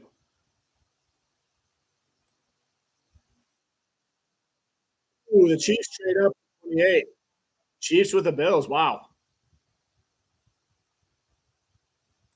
All right. I'm sure he'll make a better video of this later. I'll watch more of that later. All right. I lost track of a little bit of stuff there. Let me just recap like everything that just happened. So the Cowboys trade down and the Lions trade up in that spot. I later found out that the Lions gave them their third round pick, the last one remaining from the TJ Hawkinson trade, to go in that pick. And then Dallas gave back a seventh round pick. And then Lions draft Terrion Arnold. So definitely, I wrote down 5 names who I thought the Lions were going to draft after cutting right in front of Green Bay. Terrion Arnold was not one of those 5 names that I thought Lions were going to get. It's okay. They might still get him on day 2 with the way things are going. But and then afterwards, Packers, they don't draft Graham Barton or Quinyon Mitchell, but Morgan. And then, yeah. And I just had to relish in the Tom Grossi thing there. So it might have gotten better. Yeah. All right. Beast, I'm going to read your comments now. Thank you for being patient. Bro, Grossi was losing it not only after Lions traded up and took Arnold, but also after they drafted Jordan. I saved the video of a cheesehead getting laughed at. Yep, I saw that, and I saw them ducking their head. That was great. That was probably better than the Grossi reaction, but it's all really good. That's 3 years in a row. Yeah. Lions are taking a player Grossi wanted nearly right in front of the Packers. So,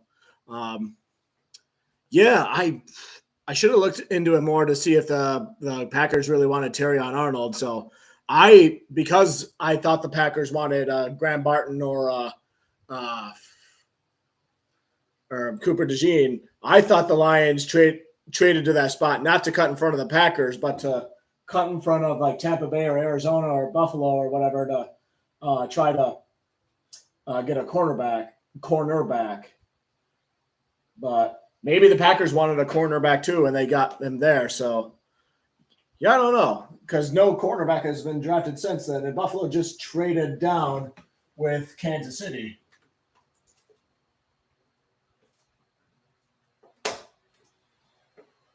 So if none of these other teams in between 24 and 29 intended to draft a cornerback, then why did the Lions trade up with the Cowboys at all? And Buffalo really needed a wide receiver, but they just traded down because I guess Brian Thomas Jr. was their guy, and they probably thought they could get him later on. Or Kansas City has a wide receiver they want to draft and get better. I don't know. There's a lot to process here.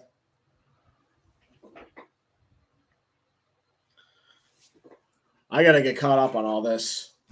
Luckily, I have the ESPN thing ready. Terrion Arnold, Morgan. Wait, Beast, did you say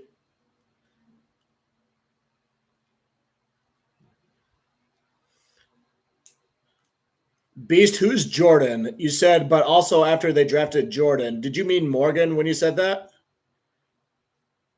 Or do you mean Jordan Love, like way back then when they freaked out over drafting Jordan Love? Is that what you meant? Yeah. Yeah, I know. That puzzled me there too. Similar reasons with the Lions and Cowboys because you saw the Lions really boo Jerry Jones when they showed them. So what's Adam Schefter saying?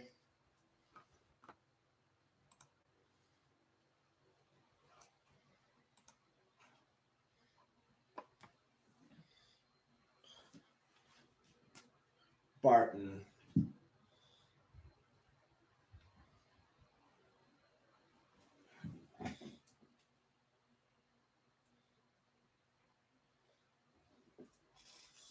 Arizona. Robinson.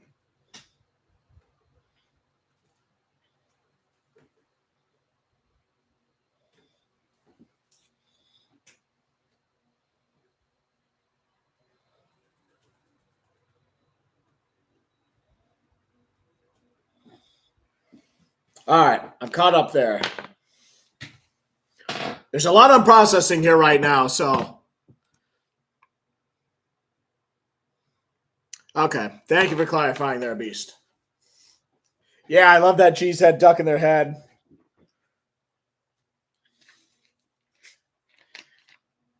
I know Johnny Box is going to clip and edit the Grossi reaction video there. It's like Pepsi or Coke, DeJean or Barton. Oh, he's really good at that stuff. Thank God Taylor Swift's not announcing the Chiefs pick here. That's something I genuinely thought was going to happen. Two other random guys.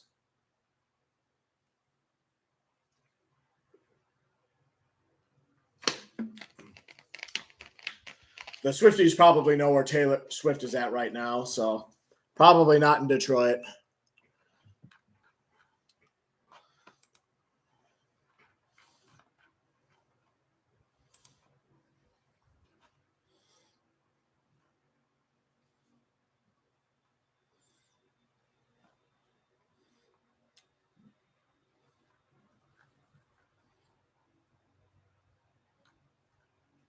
It's probably going to be Xavier Worthy. That's what everybody keeps saying. Mr. 40-time record setter.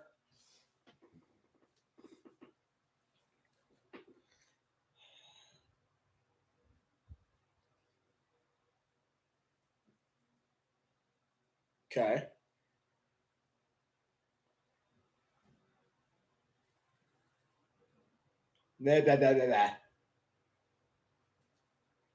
Well, I got that on my bingo card, right? Why did the Chiefs need to trade up to get Xavier Worthy, though?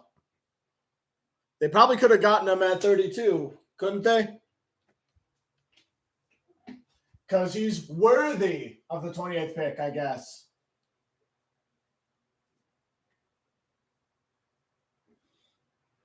So none of the picks between Detroit's 24th and the 29th are cornerbacks.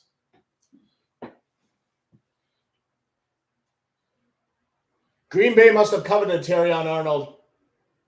Maybe Tampa Bay too, but they like Barton much better or bigger need for offensive line.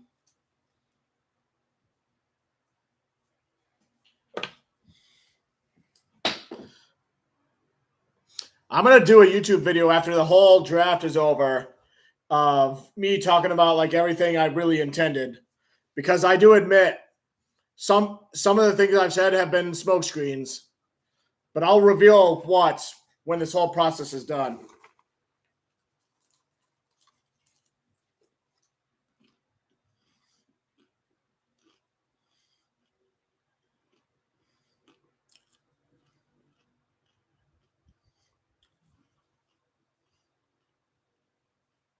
Yeah. Good to know there about that. Cowboys pick is in. That seemed like it happened almost immediately. Who do the Cowboys want, though? That's the question.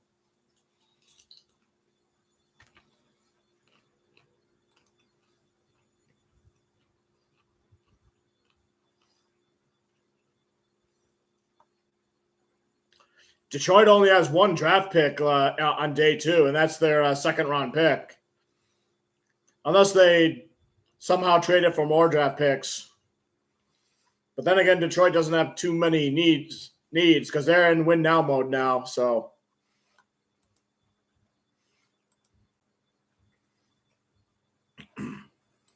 all right, Cooper DeJean's available, Jerzon Newton, Nate Wiggins, Kool-Aid McKinstry, Xavier Legette, Adonai Mitchell, Thad McConkey, Tyler Guyton, Ricky Pearsall, Ernest Rakestraw Jr., Keon Coleman, Brandon Fisk.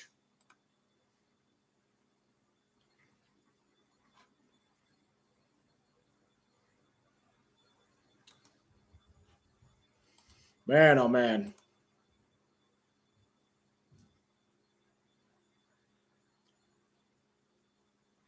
Oh, my screen froze. Damn it.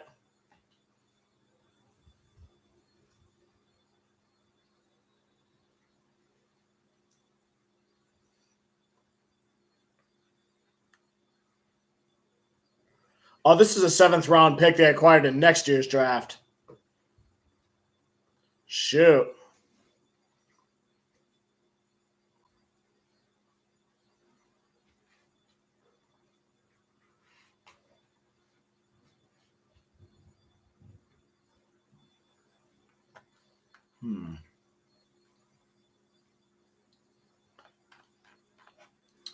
I'm happy about the player the Lions got. I'm not sure how I feel about the trade just yet.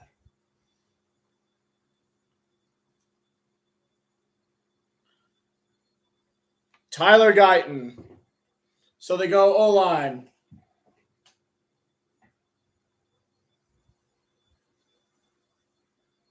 More than anything, I'm just wondering what the Cowboys fan I know at work is going to say when we talk about this tomorrow.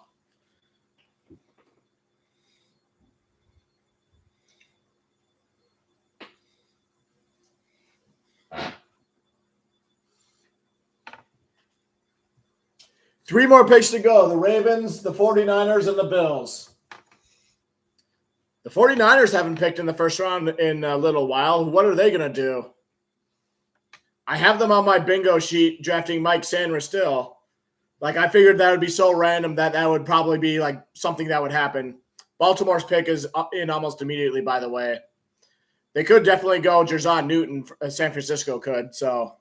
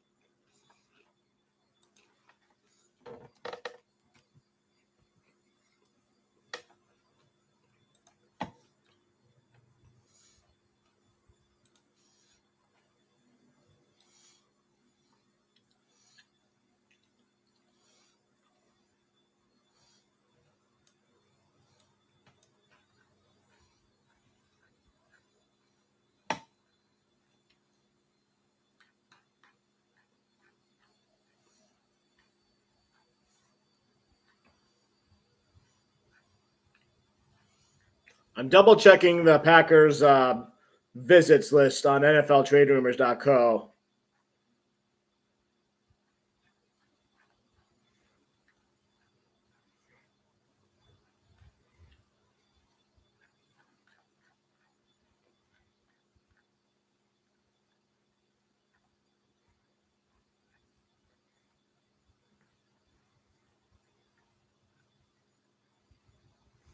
All right.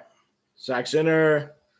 Edgar and Cooper, Michael Hall Jr., Jerry and Jones, Christian Boyd, Jaquan Shepard, Trevor Wallace, Tyler Gotton, Omar Brown, Keaton Olapoto, Tyron Hopper, Marius Mims, Chris Edwards, Bryce Gallagher, Ray Davis, Jermaine Burton, Kool-Aid McKinstry. So they've been looking at Alabama players in Kool-Aid McKinstry, Akeem Dent, Manu, Donovan Jennings, Marshawn Nealons, Cam Johnson, Gavin Hairdson, Mason Smith, Tanner Bocciolini, Del Patis, Karen Jared Curious, Travis Culver, Xavier Worthy, Combine formal interviews now, Tyler Newbin, Michael Pratt, Brandon Allen, Jonathan Brooks, Donnie Mitchell, Kingsley Samara, Nate Wiggins, Javon. So they met with another cornerback, Sion Baki, Byron Murphy, Trevin Wallace. Shoot. Doesn't appear that the Packers met with Terrion Arnold. All right. Interesting.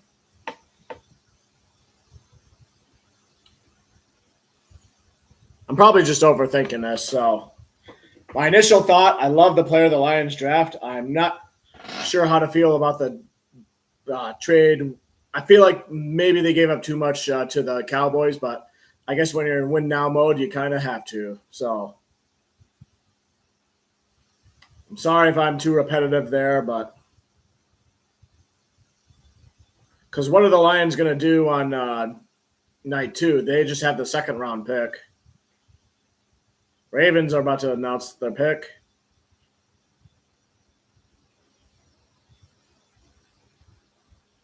Ravens get Nate Wiggins.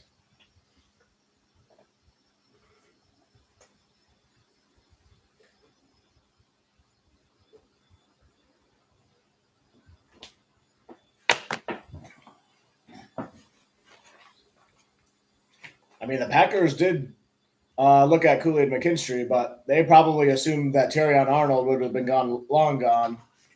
Probably kind of like what the Lions did, but he fell. And the Lions went up and made sure that they were the team to get him.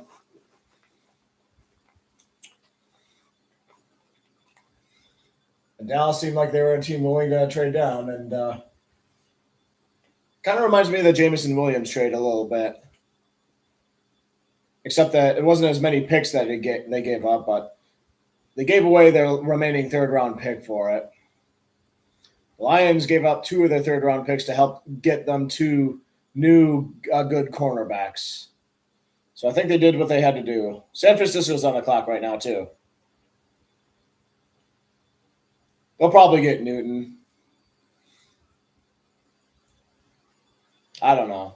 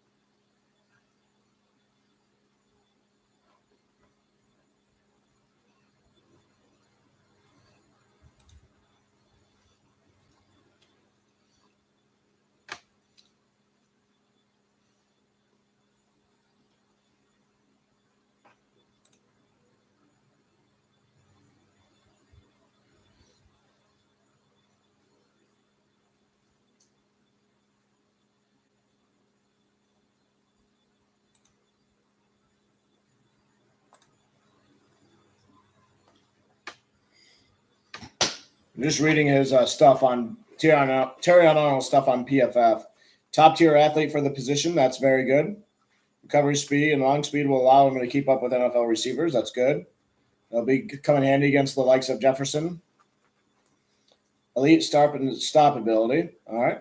Baseline understanding of man match principles. Not afraid to stick his nose in the run defense because, yes, Lions do value run defense in the NFL. So it looks like the Lions found their cornerstone piece for the cornerback room. So that's good. Cons. Too comfortable with getting turned around. Knows he's athletic enough to do it. Feels too out of control. Some missteps and what's on punches got him. Yes, I'm still there. Keep watching. Don't ever ask me that again.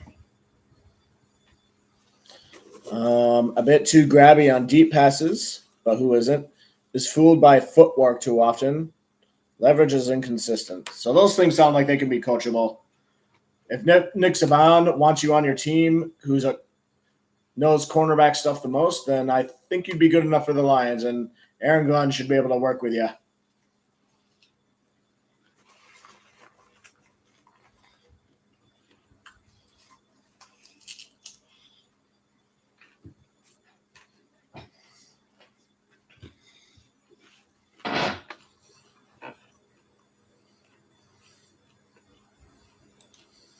'49ers pick us in. Coverage grade for Terrion Arnold, 84.9. That's really good. Run defense grade, 90.6. That's probably like tops in the league. Man coverage grade, 61.2. That's kind of below average there. But zone coverage grade, 81.9. So maybe the Lions will look to play zone. Now for me to check my Brosmo spreadsheet.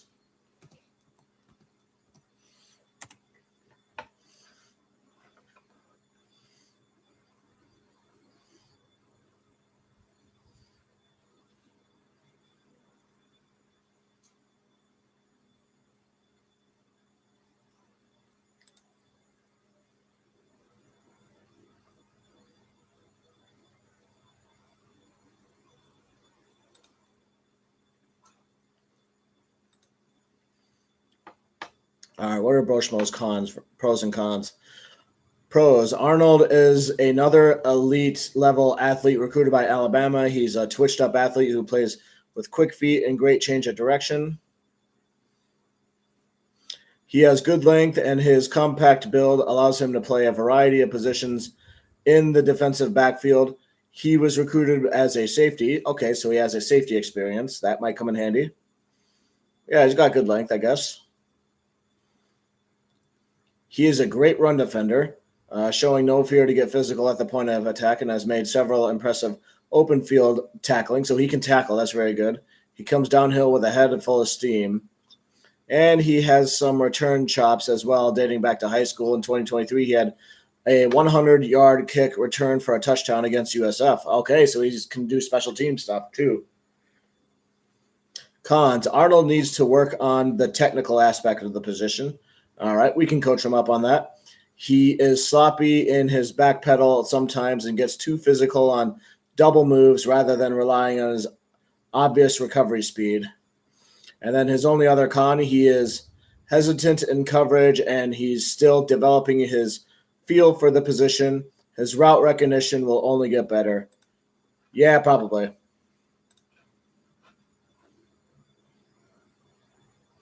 '49ers, who are you going for?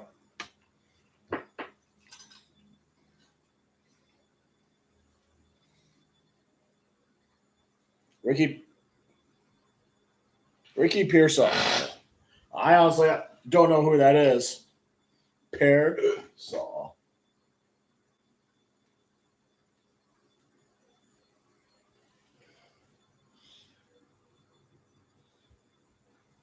I had a feeling they draft somebody who I don't know who they are, but just the wrong person, I guess.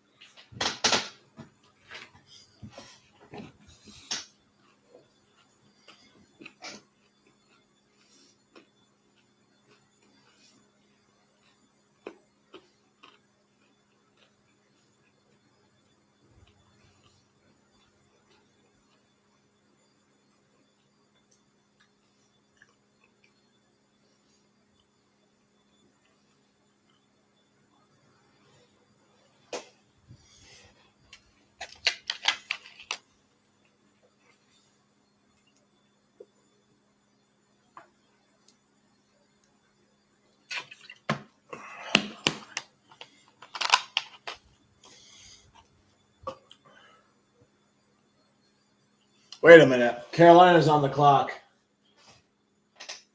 So Carolina and Buffalo swap spots. So Buffalo's not going to pick in the first round, but Carolina is. Yeah, why not let Carolina get in on this first round fun? Who do they want on a fifth-year option?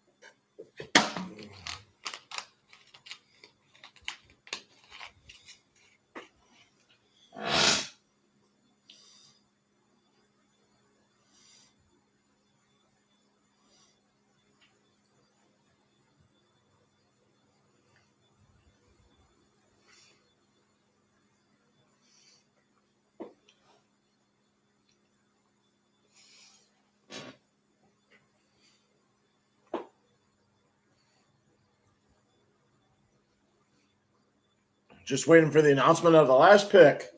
And then we meet up back here tomorrow night.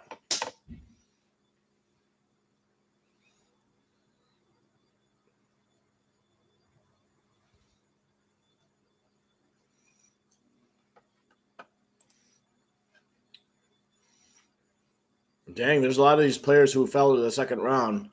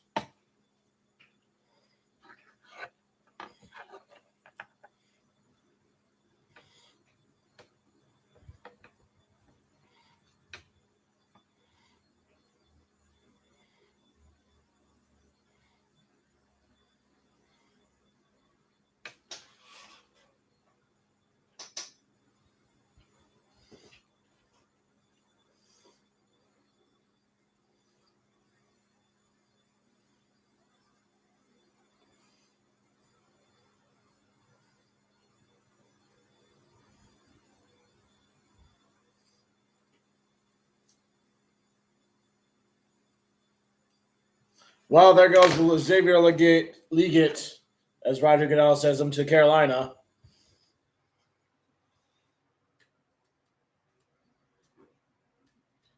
You're up.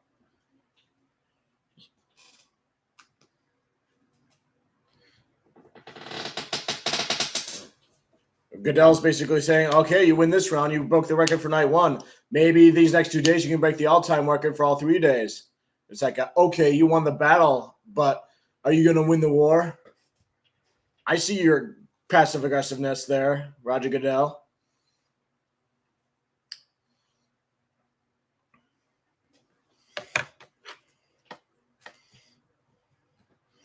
All right.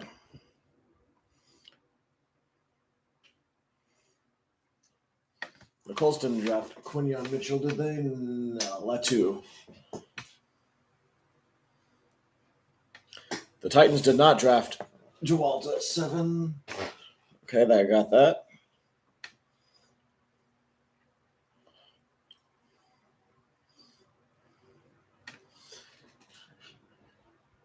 Oh, yeah. I would count that. Tyler Guyton.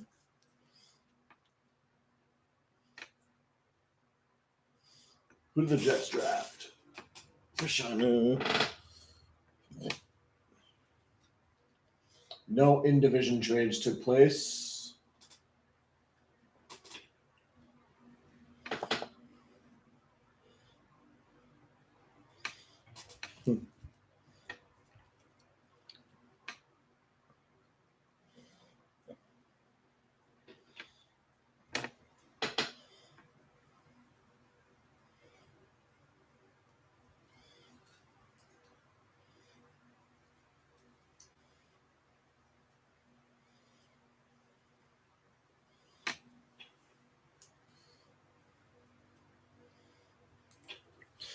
All right, updating my bingo sheet. I got overall 1, 2, 3, not counting the free space. 1, 2, 3, 4, 5, 6. I got 6 out of 24 correct. I got at least 2 teams made a selection almost immediately. The Titans don't draft Joe Alt at number 7. 2 teams next to each other in the draft order trade spots, which happened twice. Cowboys reach for a projected day 2 at least prospect on night 1. I believe that Guyton would qualify for that. Falcons don't draft Dallas Turner at number 8. And a person with the first name Xavier is drafted in the first round, and there was 2. And I also kind of counted like halves.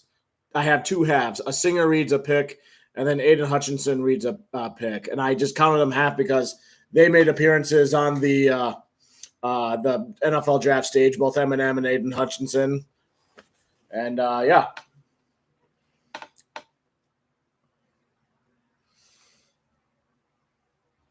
The fans are starting to clear out, but there's some still there dancing. All right. Well, that was fun. First live stream of an NFL draft, and it was in Detroit, and record setting and lots of fun and all that. So definitely like different experience than what I was expecting so far, but we still have night 2 to go, and then night 3. Then afterwards, I will talk about my whole experiences and my thoughts and opinions and everything. But I'm going to sign out for now. Thank you, everyone, for joining me. And always remember, just trying to help.